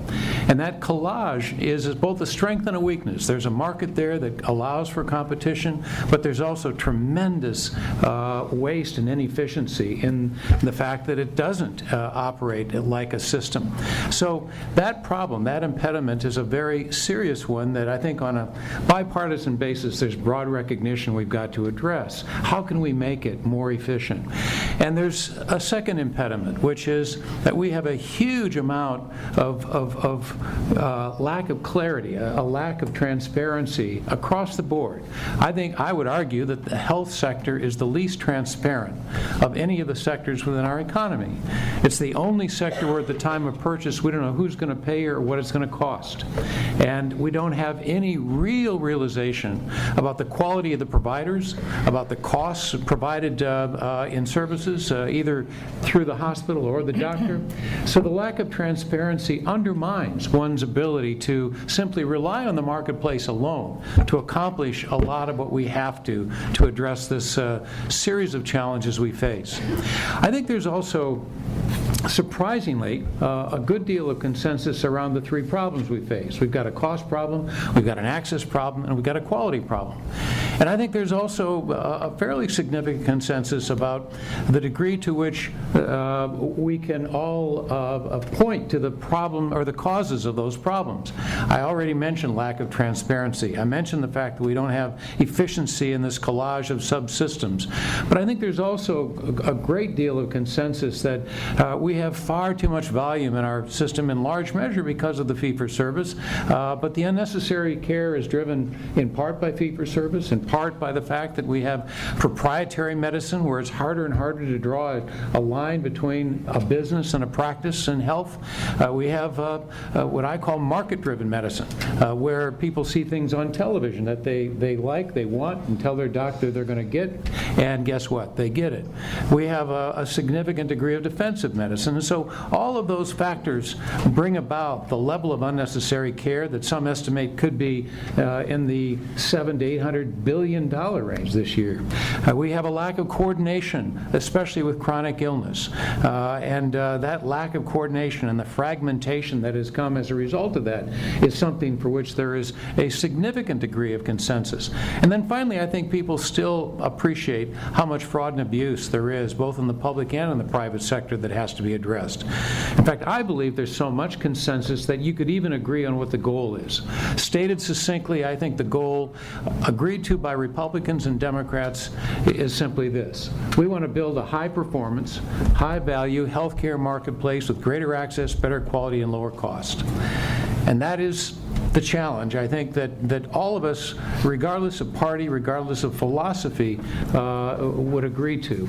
But where I think the disagreement comes is what is the role of government in accomplishing that goal and in dealing with each one of those components of the problem that I've just outlined. And there, I think we have the constant friction and the tension about public and private programs and public and private approaches to public policy. The one thing I think is fair to say is that this is all going to play out probably in three very specific levels. On one level, of course, you're going to see this play out most dramatically on Election Day because Governor Romney and President Obama have very distinctly different opinions about the role of government as we address these challenges. So the single biggest and most consequential of all of the upcoming events affecting how this will all play out will be Election Day, when we decide who's going to be president and who's going to control the House and the Senate. But there are two others that I think are equally as important. One is the federal policy level that we're going to see really in two large components. One, policy in Congress, driven not really by changes in the authorization language. I think you're going to see it mainly on the budget side, and I want to come back to that in just a minute. But on the budget side in particular, you're going to see a significant degree of debate about Medicare and Medicaid, and the budgetary implications of health will be very much a part of the debate in the lame duck and thereafter.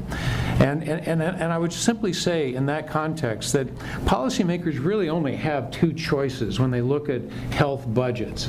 As we look at ways with which to bring down costs, I don't think there's any doubt that in the past what we've relied on primarily to deal with the problems we have with regard to budget is a cut and shift approach. We simply have cut back on federal spending and shifted the costs onto stakeholders, onto beneficiaries, onto the states, onto business. business. I don't think we can do that anymore.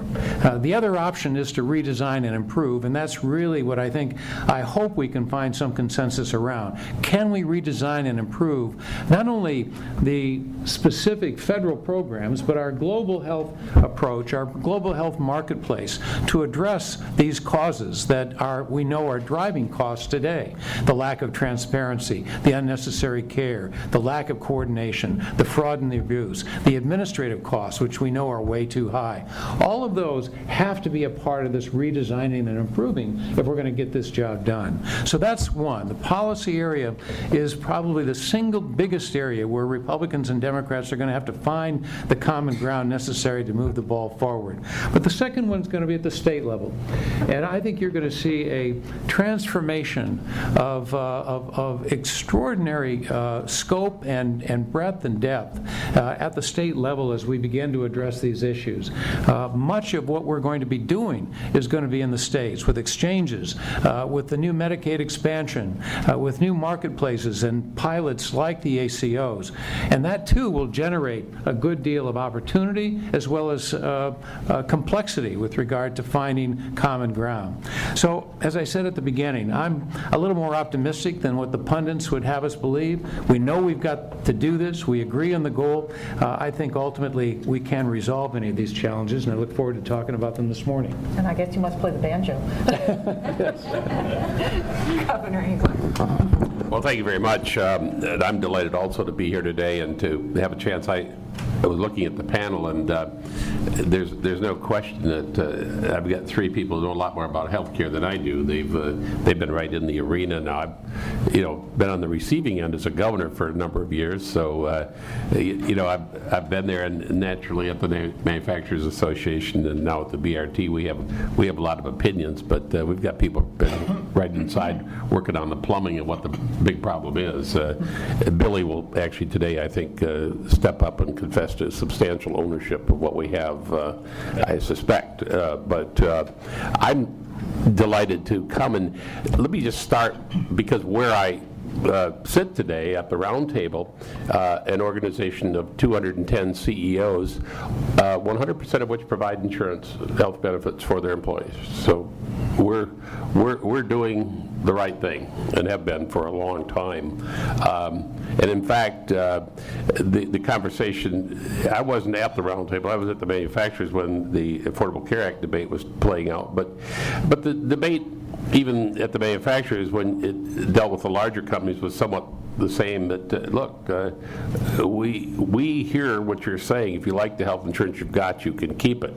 And the kind of response back, yeah, we like it. We wish it didn't cost as much, but that's a pretty good deal. And we started out with, I think, a number of thoughts. And just what I want to try to do is talk a little bit about healthcare generally, talk a little bit about the Affordable Care Act, and then I think what Senator Daschle just raised is really important, because we're going to be dominated by budget and deficit discussions. And the key to that, the key to long-term fiscal stability for the nation, is what you do on entitlement reform, and specifically what you do on Medicare first, and maybe not far behind it, Medicaid.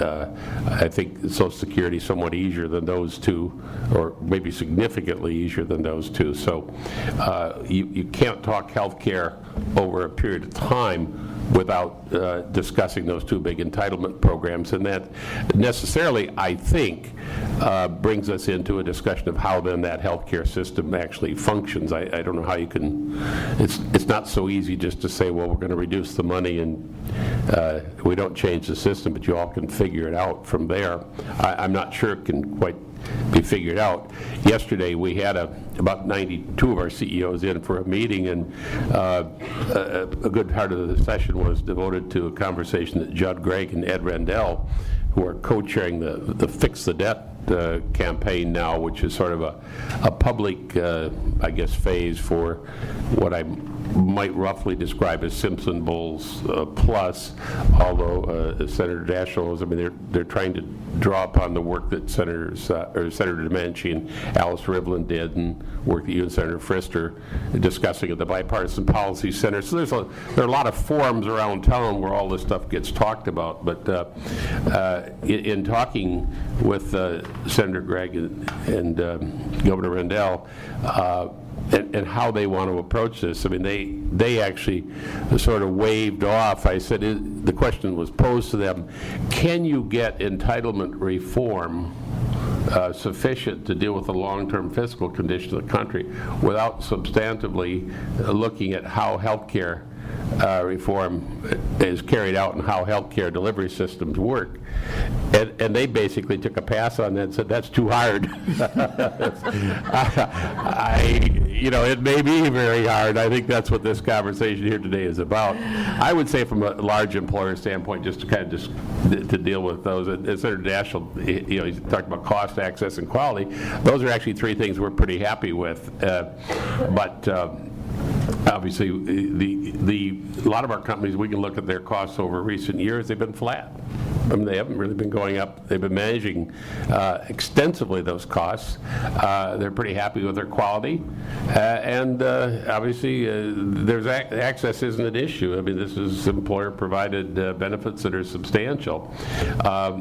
The areas where they remain concerned about cost, obviously, are certainly as cost pressures are there, and where in some cases there are bargain contracts where they don't have cost controls that have been able to be built in. But it's been interesting, even the UAW has had some bit of a transformation as they've now found themselves in charge of their own VIBA, and they're dealing with healthcare costs, and they've got this issue squarely in front of them. So the questions of certainly access to data, better data on cost itself, on quality, we think is a very important part. So we think there are technology solutions, and the Bipartisan Policy Center actually put together a group. There have been a lot of reports on this, and then of course recently there's been the reports of, well, all this technology, we're not sure it paid off at all.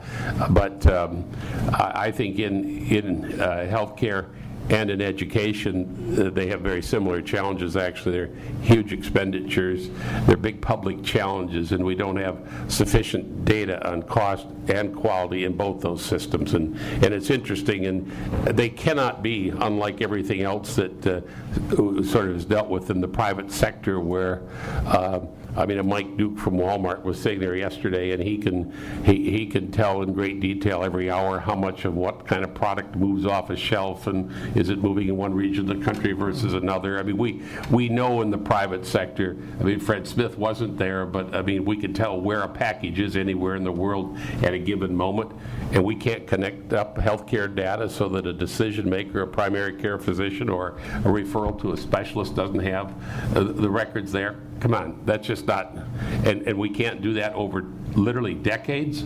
That's just unacceptable, and that has to be done. And we can't actually measure performance of providers, and we can't tell what reinfection rates are in hospitals, and we can't find that only in a historical kind of sense as opposed to real time. That just has to be done, and that is again something that I don't believe there may be institutional challenges, but there aren't political questions. I mean, it's not a Republican or a Democrat perspective on this, and I think that's all part of how we get the kind of outcomes and how we get the transformation or the shift away from not what the spend is, but what are the outcomes, and how do we integrate into that then the kind of prevention that we need and the lifelong attention to healthcare. So these are things that I would say in the corporate sector there's a lot of concern. Obviously, I think at the same time, there's been an effort. A lot of the companies are self-insured. I mean, they've sort of had to deal with the competition that way, just bring it in-house. But I think there's a desire. Almost all of these companies have massive supplier base, and they worry about their supply chains. And so healthcare is very relevant and very important and very much of a concern. So I think from that standpoint, we've been joined in this debate. We're working very aggressively on all of the implementation of the Affordable Care Act. We think there are some potential strengths that can be used to improve, not only who's mandated to be covered, but also, and our goal is to see everybody covered, because again, if you're paying the bills yourself, the cost shifting that's taken place from the underfunding under reimbursing, if you will, of a Medicaid system, or in some cases a Medicare system, I mean, that's often going to put pressure on that private market that we're paying the costs. But we would look at this and say, let's see what the exchanges look like. We're interested in that. Let's see what, we'd like competition across state lines, of course, so we'd like to see this wide open. Let's really let it be a competitive marketplace. We think that, and obviously with the kind of transparency that I just mentioned on cost and on quality, we think there's a lot of micro-regulation doesn't need to be in the law, and we push back against some of that. We're not clear why an agency, the federal government, needs to tell you how many pages you have to have as an explanation of your plan, and want that in paper in a certain type size, certain font size, versus letting everybody do that electronically and digitally the way we would do it in the 21st century if we really are an information economy, which we think we are. So the little retro pieces like that are represent, I would just call them technical errors in the bill. Of course, that's what happens when a bill gets one House treatment. I mean, if Tozan had been actually in the House when this was being debated, he wouldn't have probably accepted it word for word coming from the Senate. Or if he had, it would have been the first time in his history that he would have done that. But this didn't get scrubbed. The errors didn't get corrected. They're there. I would say that, and I want to wrap this up, but as we look at the election, we think whichever candidate wins, there are issues in the health care law that have to be addressed, and the law has to be amended. You've got the president describing parts of it as unworkable. You've certainly got even more criticism coming from the Republican side of the aisle. The one thing I might certainly take a little different tack on from Senator Daschle's comments is that I haven't seen any data where more than 6 to 8% of the American people even list health care as an issue in the election. So I think it's very hard to say that the election's being fought over health care. There may be differences of approaches or opinions, but I don't think anybody's going to the polls saying, I'm going because of this. This is an economics election. It's about the economy. It's about jobs. And I just don't think that's going to be, it's going to be hard to read the election. I mean, we'll elect a president and people will, in all kinds of areas, say, well, this reaffirms my position on this or that, but it just doesn't look to me like that's there. But I do think the budget debate is there. But again, I don't think anybody's been specific enough on where they really want to go to give most people a clear idea on what the outcome is going to be. I just think there has to be, though, from a broader question of U.S. competitiveness and we're poised as a nation to have some pretty strong economic times if we can get our house in order, if we can make some of these decisions. We have to make them. We put them off too long. And I have very little optimism about the lame duck session, but I think most people, certainly in this town, but I would hope around the country, would recognize that 2013 is the time we got to stop putting this stuff off. We got to make some decisions, and they're going to have to be bipartisan. No matter what happens in the election, the Senate's going to be sitting there at 51, 52 either way. I mean, and so you're still in a place where you're going to have to work together there, and we need to get at it. I look forward to getting into some of this discussion a little bit more later on. Thank you. Well, I too am very proud to be here with this panel. It's a great panel, folks I've worked with. Governor Engler and I talking about high school kids out there in Arlington and McLean and other places. So we have a great rapport here with the panel that you've got. I want to thank Julie for all of what she does. She and I are both animal lovers, so we like to trade stories about our pets. And again, it's great to be here with Tom Daschle, who was an amazing individual to me when I first came to the United States Senate in helping me to acclimate. And now my colleague here at Alston and Byrd, Congressman Billy Tozan, our transvestocrat. Yeah.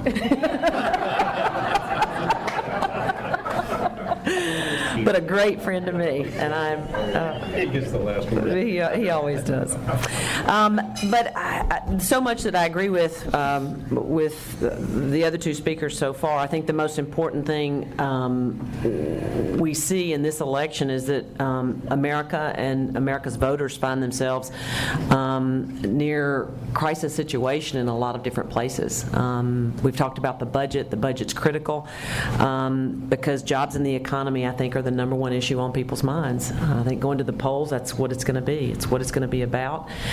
Whether or not they've got a job, whether they're going to keep their job, whether they're going to be able to deal with the needs of their families in this economy. The budget deficit, just as Governor Engler said, we have ignored these things way too long. We've put them off and put them off and put them off in terms of fiscal restraints and our really lack of ability to compromise on solutions, and it's caused us a heartache at this point in terms of our economy. The cost of health care is got to be a part of that discussion, there's no doubt. When you talk about entitlement reform, and you talk about programs like Medicare and Medicaid, you look to what happened in the Supreme Court decision, and now you've got probably a pretty large donut hole in terms of states and the Medicaid coverage that was going to be a part of completing that expansion of coverage. And that's a question that's going to have to be answered both budgetarily but also by governors, and the questions that are going to be posed to them about how far are they going to expand that coverage, and are they willing to, what it's going to mean to them on state budgets as well, because the states are not in any better shape than we are as a nation, and that's going to be certainly a big issue. But we are finding ourselves, as Governor Engler mentioned, when he talks about private insurers or businesses that are privately insured, that insurance premiums are growing at the lowest rate that they have in over a decade. So I think the idea that we may be going in the right direction is starting to hit home. It's not perfect. Nothing ever is. I'm with Senator Daschle. I'm very optimistic about being able to find that consensus and come together. And it happens to be a crisis situation that we find ourselves in to bring that consensus, but nonetheless, that consensus of how we move forward on the economy and how we move forward on health care, which plays a big role in that, is something that I think can really happen. You cannot discount, though, I think, the unrest that is on the minds of the American voters as well about foreign affairs, and that has been an issue out there. So from all of that, from the budget, the deficits, the foreign affairs issues, and all of that, there is no doubt that health care in this election is not the top issue for voters. It was in 2010, and I can attest to that, but it is not in this election. I don't think the top issue. I think they're figuring out and wanting to know more about what health care is all about, and what the Affordable Care Act is about now and what it was about then. I think they realized that there was more in it that nobody really knew about, and people didn't want to take the time to understand. It's complicated. It's like farm programs. Nobody ever wanted to go on the Ag Committee because farm programs were complicated, and they didn't help a very large portion of your constituency. So health care is a complicated issue, and for most people over the past couple of years, they just really haven't had the stamina to try to dig deep down and find out, all of what's got to happen. I think what lies at a lot of the basis of it is the fact that for too long we have, as Americans, demanded instant gratification. And whether it's in the budget or whether it's in health care, we want to take a pill and we want to be better the next day. There's a lot more that is involved in health care and bringing down the cost and improving the quality. And there's much that's being done. Whether it's the Innovation Center or the innovation of individual practitioners. I went to a Harvard-sponsored event almost 10, 11 years ago. My husband went with me, met a doctor there who he traveled to New York to visit with, and learn about more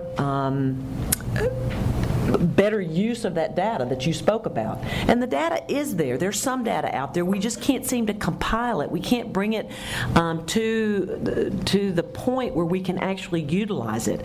But there was a doctor up there in New York that was figuring out how to better manage a practice, and you know, my husband was able to talk to him and figure out more of what would be applicable to the practice that he's in. So, I mean, there's got to be more of that, but we've got to start here in Washington getting along in a better way, finding those consensuses and working together. And there were many of us that did in healthcare. We wanted to find a consensus. It was just such a volatile and bitter arena, unfortunately.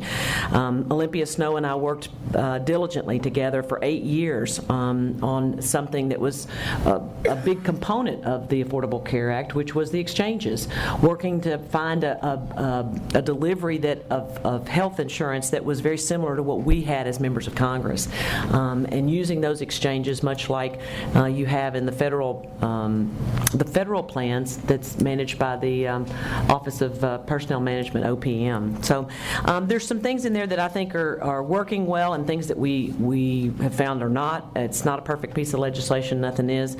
But I, for one, came to Washington actually a long time ago now, in 1992, quite naive, but having been a staffer, frustrated that our government was just a reactionary government, and Congress was reacting to crises instead of being proactive and trying to figure out how do we solve in a long-term way the problems that we faced.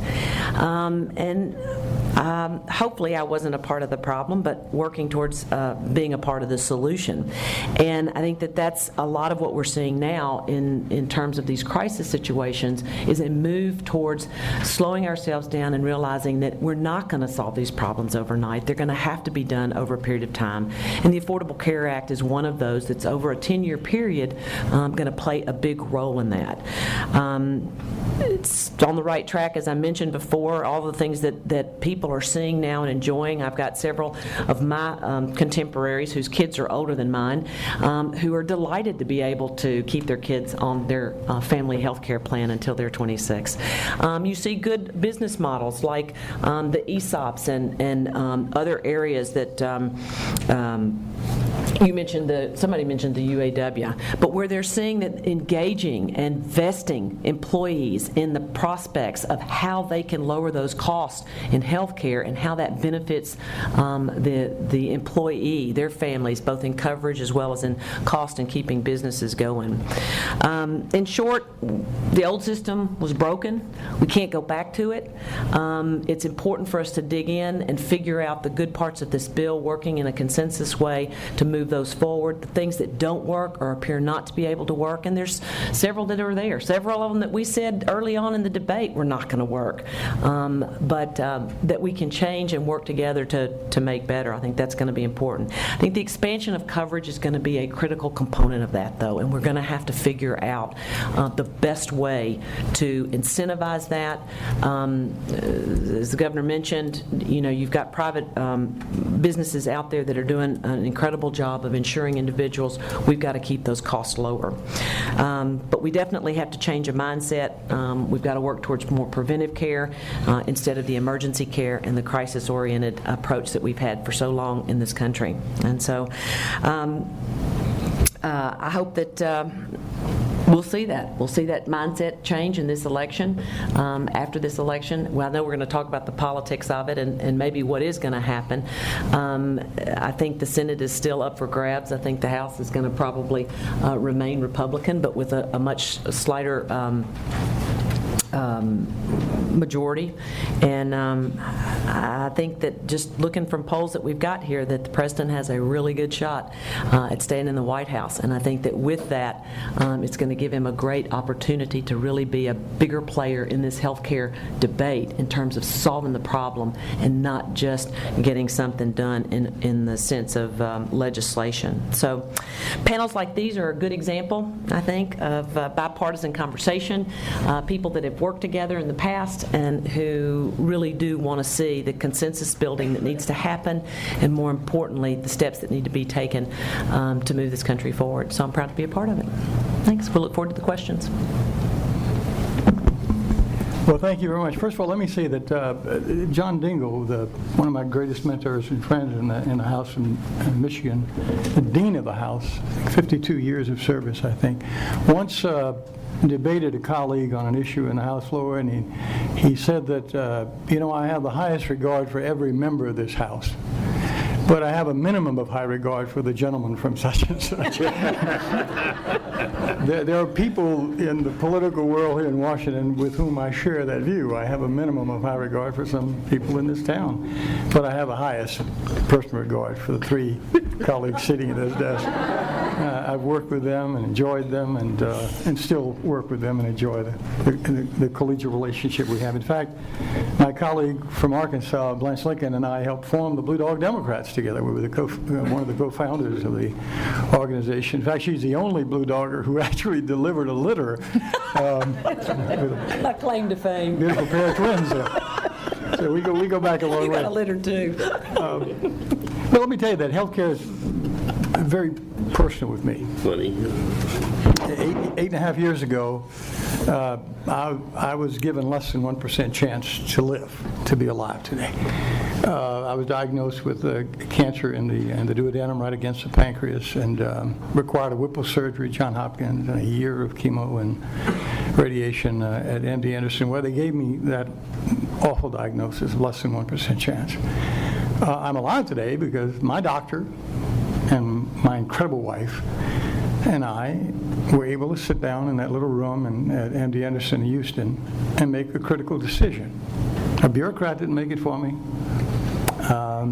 No politician made it for us. No one stood in the way of our making that decision. It was a pretty important decision. It was a decision to use a new medicine that was not designed nor produced nor approved by the FDA for my condition. To take a chance on it. As the doctor told me, this medicine could kill you. I said, well, you just told me I'm going to die anyhow. What the hell, bring it on, We tried it out, and it saved my life, pure and simple, when I was a goner. If I'd lived in Great Britain, I wouldn't have been able to have that medicine. The organization in Great Britain called NICE has ruled that it's not cost effective, so they won't make it available. So I'm going to draw a conclusion from that that'll sort of be a foundation for the rest of my comments. My conclusion is that it's extremely important in this country, where 50% of medicine is covered in some sort of government payer program and 50% is private, that we maintain that private side. And we give people a chance, like I had, to make a tough decision with my doctor to take a chance and use a medicine that indeed might not be available to other people in the world. It's that foundation that, with Tom Scully and Tom Daschle and others, and Blanche and the Senate, that we passed Part D to make sure that everybody in the country could have access to those kind of medicines, and we built it on a foundation of private competition among private plans, choice by seniors and what plans they wanted, but backed up by a subsidy arrangement with the government so that everyone would have access under that program, that no one would be denied a policy, no senior would not have access to the critical part of healthcare today, which is, I got a pocket full of pills that still keep me alive, that keep seniors like me and others alive every day. And we're very proud of that. Not only did that thing work, and seniors have this wide choice. I remember before my mother died, she's a 3-time cancer survivor, God bless her. She gave me bad genes for cancer, but she gave me incredible survival genes. Before she died, we switched her plan 3 or 4 times as we changed her medication needs. And she was able to get a plan that fitted her needs and was affordable under Medicare and under her conditions. We're proud of that. It's saving the government over $500 billion below CBO estimates. It's saving seniors $1,200, $1,500 a year in their medical costs. So it's working, it's competitive, and seniors love it. About 94% approval on the plan. It's a good basis, I think, for building a foundation for settling some of the arguments we have over the ACA and what might happen. And I'll get to some of that maybe in Q&A a little later about what I think about some of those issues that my colleagues have already discussed in the healthcare arena. But this is entitled Healthcare and the 2012 Elections. I want to reverse that order and talk about the 2012 election. Politics in Louisiana is a blood sport. It always has been. I mean, Earl Long, who was a brother to Huey Long, as you know, once said when he was governor, when I die, he said, if I die, he said, I want to be buried in South Louisiana so I can stay active in politics. We love politics. And if you ever had an example of bipartisanship, it's here. I have served in both parties. John Broad did call me a transvestocrat. And I'm writing a wonderful book you hope will find in the airports one day called Memoirs of a Transvestocrat. Look forward to it. But I want to talk about the election for you first, because it will set the stage for what could or might not happen in terms of the next steps in healthcare reform and the ACA and what might happen to it. We are in a 50% age in politics. There is only one political structure that isn't subject to a 50% formula right now. That's the House. Almost everyone who's looking at the outcome expected in November will tell you that the House will probably stay Republican. You just heard that from Blanche. And I think most people agree that if there's any change in the House, it'll be within a 3 to 7, maybe even a 10-vote margin, but no more than that. Not certainly the 27 votes needed to shift the majority in the House. So let's start with that. The possibility of President, Senate, and House relationships with regard to the House is limited by the fact the House is not likely to change. John Boehner will remain Speaker, Nancy Pelosi will remain the minority leader in the House in all probability, and those two persons will be instrumental in the negotiations that will have to be constructed post-election on all of these major issues of tax reform and budget and sequestration and health care. The real outlooks only involve 4 possibilities. I took a little trouble to outline them for you today. I hope you can all see them. I'm going to describe them for you on this end. If you can't see them, you've seen them. You've been looking at them, right? So let me turn it a little bit where all of you can see it. There are 4 possible outlooks when you eliminate the House changing, thank you so much, when you eliminate the House changing the leadership, is first of all, a status quo election. I've got it in the middle with a star on it because Blanche is right. Most pundits are predicting a status quo election. Most pundits today will tell you that it's likely to remain Senate Democrat, House Republican, and President Obama reelected. That's the consensus right now. Although I'll tell you, Charlie Cook, who's one of the best, says, this is his report, that a Romney win looks certain based on economic modeling. And an Obama win looks certain based on current polling data. Which means, Charlie Cook says, it's a 50-50 race. Bottom line is you got Colorado, Florida, New Hampshire, North Carolina, Ohio, Pennsylvania, Virginia, Wisconsin. You know, the rest of us are not very, very important right now, not even in Louisiana. Those are the states that are going to decide the presidential election, but and obviously the Senate. If you were to take a consensus vote among the pollsters I talk to every day, and most of us do, and most of them talk to you on one channel or another, the consensus is if the election were held today, the Senate, which is now 53 Democrat, 47 Republican, would be a 50 Republican Senate, a 50 Democratic Senate, which means that the Vice President of the United States, by consensus right now, if the Republicans do pick up the 3 seats they expect them to pick up, but not the 4 that would give them a majority. If that's the outcome, and remember, these are all polls and predictions, who knows? But if that's the outcome and that's the consensus today, then either Paul Ryan or Joe Biden would decide who runs the Senate, because whoever is the vice president under that circumstance, their party would organize the Senate, their leader would be majority leader, their committee chairs would be appointed from their party. And the whole outlook of the Congress would be affected by that one decision, who's our vice president. Because if it's Paul Ryan, you've got a completely Republican House and a possibility of a Democratic president. If it's Joe Biden, you still have what we have today, which is divided government. So let's look at the options. The option that is most considered probable is this one. Because if the president is reelected, obviously Joe Biden is in the Senate, and that's the extra vote needed to make a majority in the Senate. It's the most likely outcome.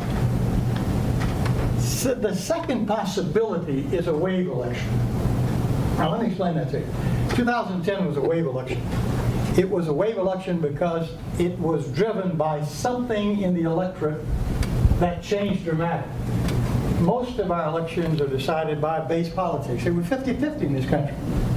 Most people in America are just like me. They're 50-50.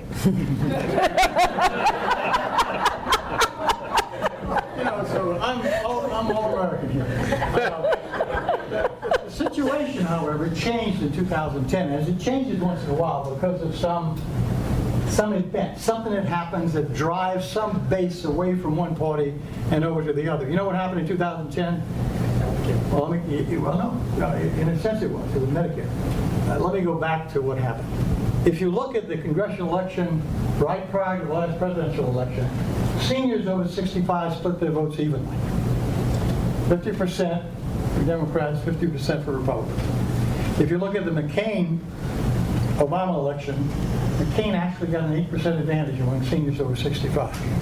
Seniors started to worry about what's going to happen in Medicare with this election, and the president's talking about a new big Medicare reform. Is that going to take money away from Medicare and what have you? 2010, seniors got really upset because literally as the Tea Party and others were agitating over the ACA, the case was made effectively for them that Medicare had suffered in the result. That money had been taken out of Medicare. At that time, we were talking about $500 billion, I think, and had been used to fund the ACA. That single fact, seniors were concerned about what was happening to Medicare under the new ACA, created a 21% advantage for Republicans in 2010. Not only did it create a huge advantage for Republicans, but seniors over 65 voted more heavily than ever before. You know, that's the one group you can count on to vote. And they voted more heavily.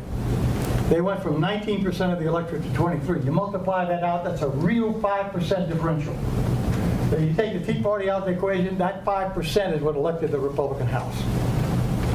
And changed a 60-vote Senate Democrat majority all the way down to this 53-member Senate majority today. A lot closer, a lot more difficult because of the 60-vote rule that Tom Daschle put into effect. You inherited it, as the President said. The bottom line is you could indeed have another wave election. Waves happen right before the election. They don't happen now. They happen in the 2 weeks before the election. That's how the Republicans won the House in '94 with the wave election. That's how they won the House in 2010. And Democrats similarly had wave elections where they were able to capture the House and the Senate at different times.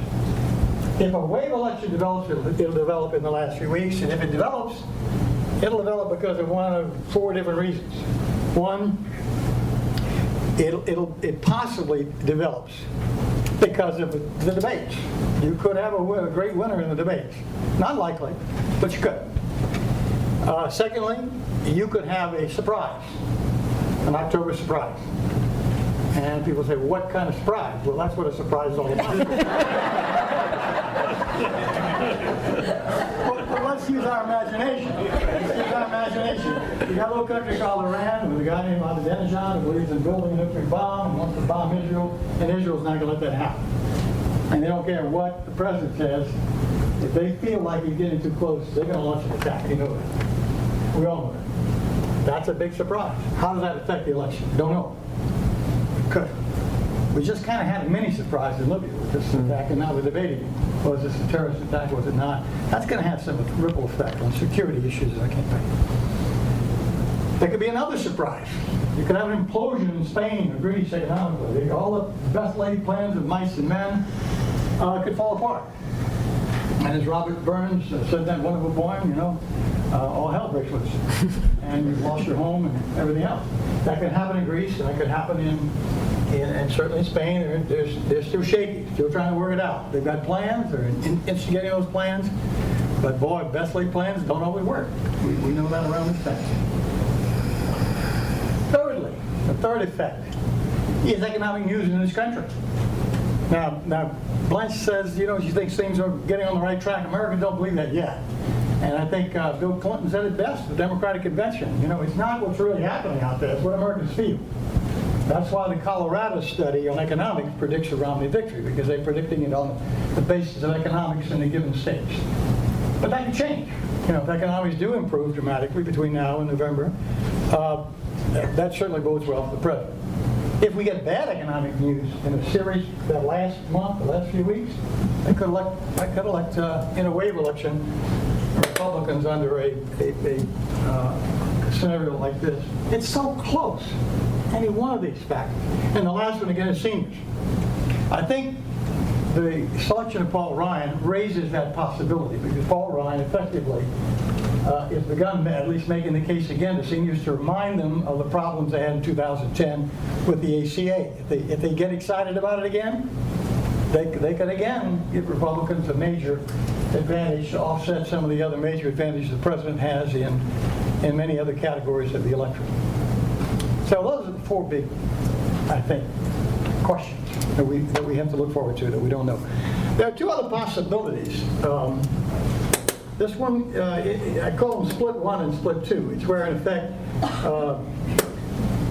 the Senate goes Republican, and all of a sudden the president is dealing with an all-Republican Congress.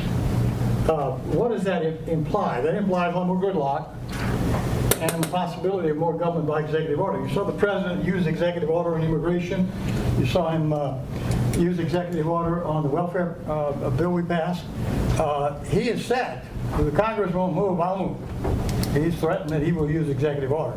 And he said publicly, I'll have more flexibility after the election. That's often quoted statement he made with President Putin. So you can expect some of that. You expect some real clashes between the Congress and the president under this scenario over executive orders. But that could impact how the ACA is executed, how it's implemented. Split number two is where Romney is elected, but the split remains in the House and the Senate. And then Romney's got to deal with the divided government, the opposite of what Obama had to deal with. Now he's got to deal with the problems of a Democratic Senate. And how do you work with them across party lines? In that scenario, boy, I'd really watch a couple people, really watch Schumer, and I'd watch Durbin. Schumer in New York and Durbin are the two leaders right below Harry Reid, vying for succession leadership. And their politics is very different. Schumer, for all, very liberal, but very practical. Durbin, very liberal and much more oriented toward his ideology, less practical. Both good people, work with both of them in the House, but they're a little different in politics. I'd watch them both, because whoever has Harry's ear best in this scenario will make a big difference as to whether there's continued gridlock or there is cooperation across the aisle under that scenario. Well, anyhow, what does all that imply? That implies that John Engler's correct. They're going to kick the can down the road in the so-called lame duck. This is going to be the lamest duck I've ever seen. They can't, it's simple. Think of this with me. If there is a winner out there, if it isn't a status quo election, why would the losers want to make those big decisions? It's too damn hard. Wouldn't they want the winners to make? Wouldn't the winners want to make the big decisions early next year? So kicking the can down the road becomes very, very easy. I'll give you another good reason I think they're going to kick it down the road. You know how many Republicans have taken a pledge not to raise taxes? Oh, most of them. Most of them. Yeah, that's right. But if the Bush tax cuts expire, and all of a sudden, middle-income Americans are faced with an 18% tax increase, and wealthier facing a 16%, because Bush actually lowered taxes more for the middle class than he did for the wealthy. That's not well known. But all of a sudden, if that happens, Congress will almost necessarily have to pass a tax reform bill that lowers taxes again. And all those Republicans that pledged not to raise taxes all of a sudden can vote for a tax decrease bill that doesn't quite decrease it as far as Bush did. And then there's revenue on the table to cut a deal on spending, which also says, that makes good sense, let's kick this stuff down the road and stuff like that. I've talked enough about the politics. Let me just make one other point, and then we'll open it up to Q&A. I know you all want to jump in here. If we have a 51 Republican Senate, or a 50-50 with Paul Ryan as vice president, if we have one of those scenarios, keep in mind that the ACA was passed under reconciliation. Now, I don't expect you to understand the intricacies of that, so I'll try to simplify it. Most bills are passed in regular order and require 60 votes to proceed in the Senate under the filibuster rule. Reconciliation is a budgetary bill. If we had a budget, which we don't, you'd pass a reconciliation bill behind it to reconcile the various spending categories with the budget outline. So the reconciliation bill is limited to things that are affected by the budget, that the budget calls for. That is why when Scott Brown was elected in Massachusetts and there was no longer a 60-vote majority for the president, he backed into the reconciliation process to get the ACA done, because he could do it with 51 votes. If you could do it with 51 votes, the theory is you might could undo it with 51 votes. And that theory is bolstered by the fact that the Supreme Court, although it ruled that the mandate wasn't a tax in order to hear the case, ended up ruling that it was a tax to decide the case. And having decided it was a tax, it's a budget-related issue. So repealing the mandate, repealing the tax, if you will, is, by some legal accounts, what the Senate could do under a 51-vote scenario. Now, Tom's the expert on this, and I'll let him comment if he'd like to on whether those experts are right or not. But you can bet that McConnell is McConnell is the Senate leader, and Paul Ryan and President Romney are there. You can bet they will make an attempt to do repeals on the mandate as the first order of business in January. I've said enough. I yield the floor.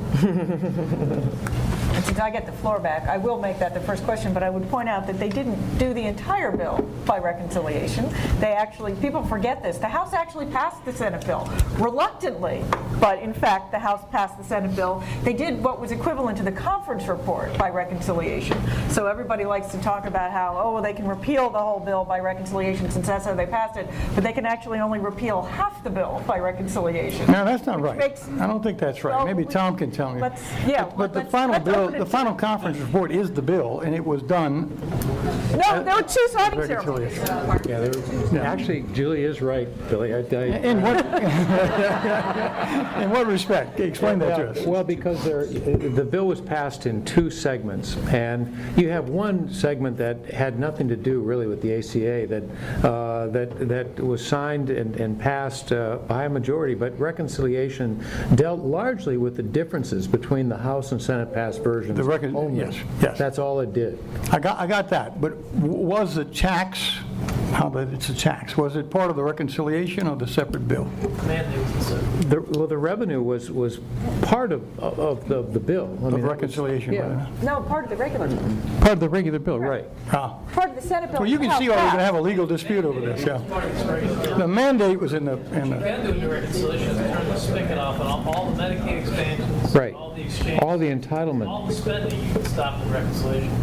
The mandate you probably can't, it's a tax because it wasn't done. Technically it's a tax, but it's not part of reconciliation. That's right. It was in the then, bill. Or was it But considered then? pre-existing conditions, coverage to 26, all that stuff survives regardless, unless there's a bill passed. 60 votes, but the subsidies, which is the bulk of it, Medicaid spending and exchange spending. The question, though, and I think maybe the senator can comment on this too, is that if you don't have the underlying revenues, how do you enforce the mandate? And doesn't the bill kind of collapse around itself? Well, I think the question is, if it's a President Romney, he's going to use his executive powers to do as much as possible to to undermine the ACA. I mean, he'll probably come up with his own agenda, but a large part of it can be done with executive order. I mean, he'll have the authority, broad authority, because the ACA does designate a good deal of executive power to both the Secretary and the President. So it's probably in some ways a moot point, because I think in essence he'll be able to stop it. If it's Obama, he'll also have that executive power, and he'll be able to use that power to continue to allow this bill to evolve. So I think I'm still one who believes that legislatively the only real effect you're going to see going forward, at least in the short term, even with reconciliation, is on the budget side. I mean, there's just a tremendous amount of entitlement reform and budgetary pressure that we're going to be having to address. But on the authorization side, I don't think you're going to see that much change. Well, there's something that people are not, also perhaps not very aware of, that is that there were, I think, 30 some odd votes in the House on the ACA.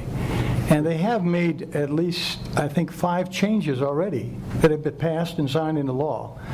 So that Congress, even with this horrible partisan split, has been able to make several minor but changes in the law under current Democrat, Republican leadership in the House and Senate. So I think, Senator, you're right. I think they're going to continue to do that. There will be legislative changes. The question, one of the questions I have, but maybe you can talk about it, is the IPAB, the independent panel that I know you supported and believe in, and I oppose, so we're on opposite sides on that one. But there is still a lot of controversy. It has not yet been implemented.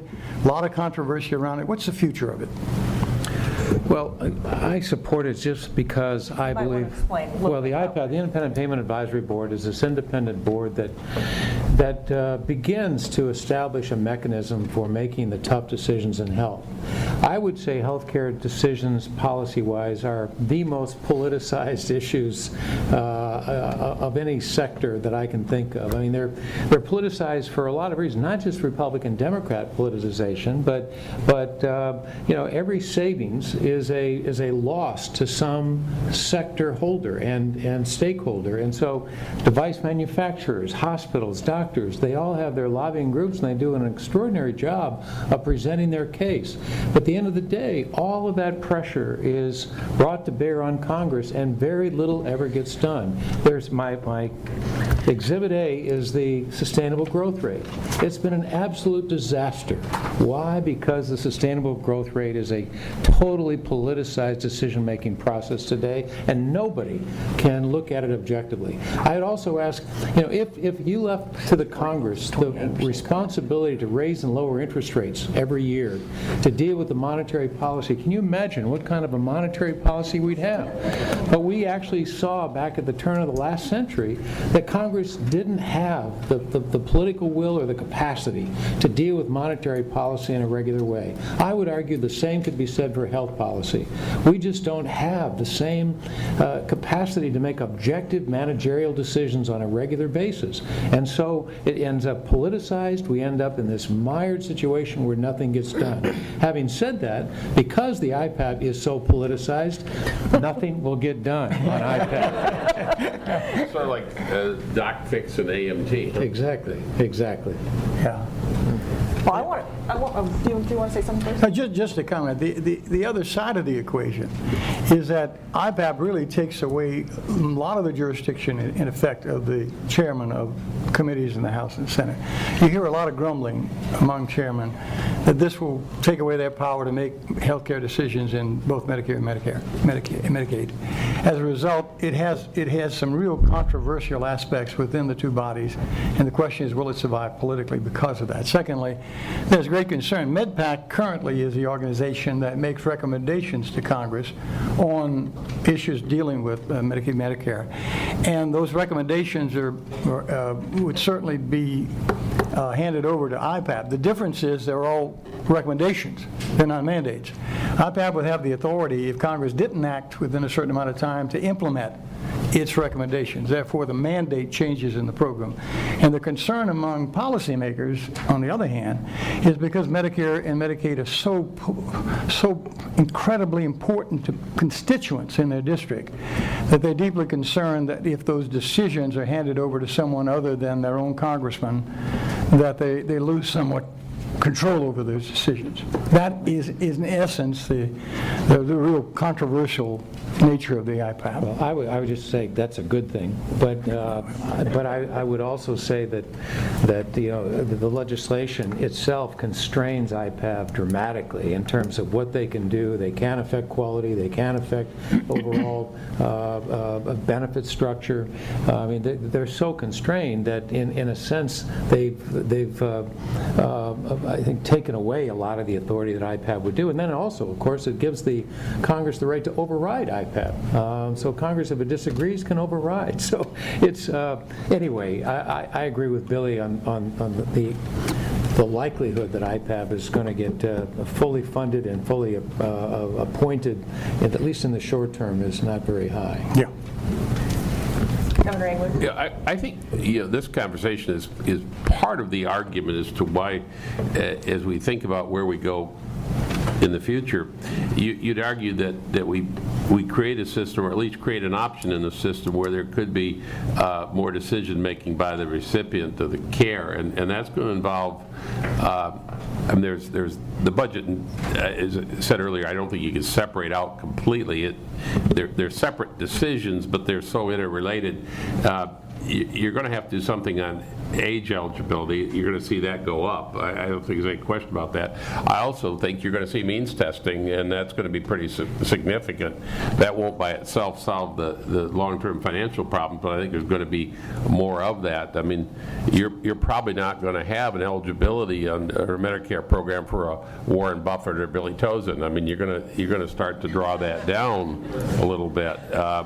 You're probably going to be making those kinds of changes. I think the other piece of this is that to the extent that people are allowed to manage their care, and we've seen some success. Billy was citing Part D success in terms of people being able to actually make decisions of who did the providing.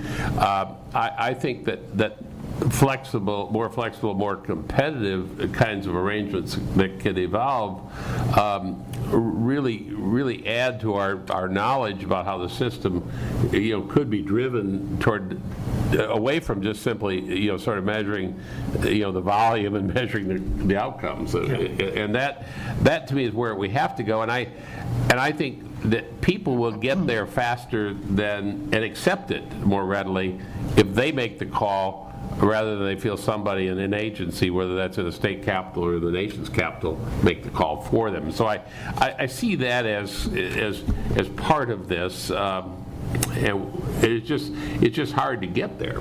Yeah. The other thing that's going to be on the table, I think, and this is I only raise it because it's in the room, is how long does tax deductibility treatment? I mean, we talk about the government outlay there. Yeah. I think that's going to get reviewed at some point, but to the extent that that's reviewed and there might be a different approach, that would have to buy something radically different and better. Otherwise, I think you couldn't come up against it. I think it'd be very, very hard. And I think, even groups like ours would say that's not something we want to have a conversation about unless we're really, really serious about substantial reform. Could I direct a question at John and maybe Blanche that I think are very important? One represents the Business Roundtable. The other is a spokesman for the small business community, the NFIB. I increasingly hear from people in business that it might be much cheaper for them to pay the penalty for not insuring their employees than for insuring them, and that as a result you may see some real loss of employee coverage. Would either of you want to talk to us about that a bit? Well, I don't think any of these pieces of the Affordable Care Act were meant to make it on their own, and the idea that their costs are going to go up hinges on whether or not we get the expanded coverage and we spend the time making sure that we're creating a not only better quality, more innovation, but a healthier workforce. And I think the lack of a healthier workforce is what's going to cause their costs to go up more than anything. But, I think that without a doubt, regulations in terms of healthcare delivery are a big issue, and that's going to be a big issue in terms of the budgetary side of things when you start talking about all the implication or the implementation of the Affordable Care Act and what those costs are. But, again, I go back to the expansion of coverage and how important that is. Already, you're finding that businesses can do more in terms of giving the decision-making process to the employee, whether it's, lower premiums for better choices that employees make. I mean, those are great directions that we want to encourage them to go, and I think that helps bring their costs down. So I don't really see that happening, but I do think that the regulations are going to play a role in that. Well, I mean, McKinsey did, I guess, what was the early study on this. There was a lot of angst about some of the data that they showed, but I think I think it's absolutely the case that when I was at the manufacturers, I mean, we had a lot of these smaller employers, and they absolutely, it's just easier to pay the penalty and, say, call your congressman, don't, and let them, it's cheaper. And not only easier in the sense that the SMEs don't have the benefits department. Mm-hmm. They don't have the contract with Aon Hewitt to come in and, figure this stuff out for them. And so I think it's, you throw up your hands. And the other thing, we worked hard in terms of working with the department on the definition of what's a part-time worker. Felt we made some headway there, but you got a lot of companies who are saying, well, wait a minute, where's that cut point, and could I restructure? You could have the inadvertent impact of having some people find hours trimmed in order to be under that part-time, under the part-time exclusion. There's everything is, it's like working with the tax code. I mean, everybody's got smart people looking at this and trying to figure out how they survive. But I think there will be people, and the fear would be down the road. We don't know much about the exchanges, and it was mentioned on the earlier panel. You've got some states haven't even acted at all. We don't know what the federal exchange as a substitute might look like.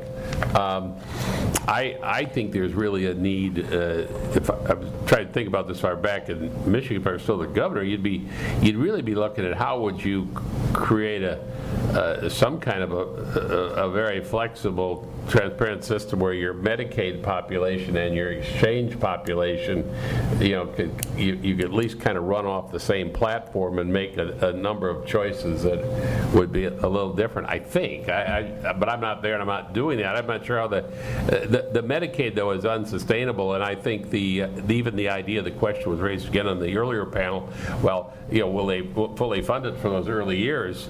I mean, that's just, everybody understands, I think at the state level, that's bait and switch. If they fund it for 3 years, the question is, what are they doing in year 6 on that? And I think that's, and the dual eligibles that got some discussion also.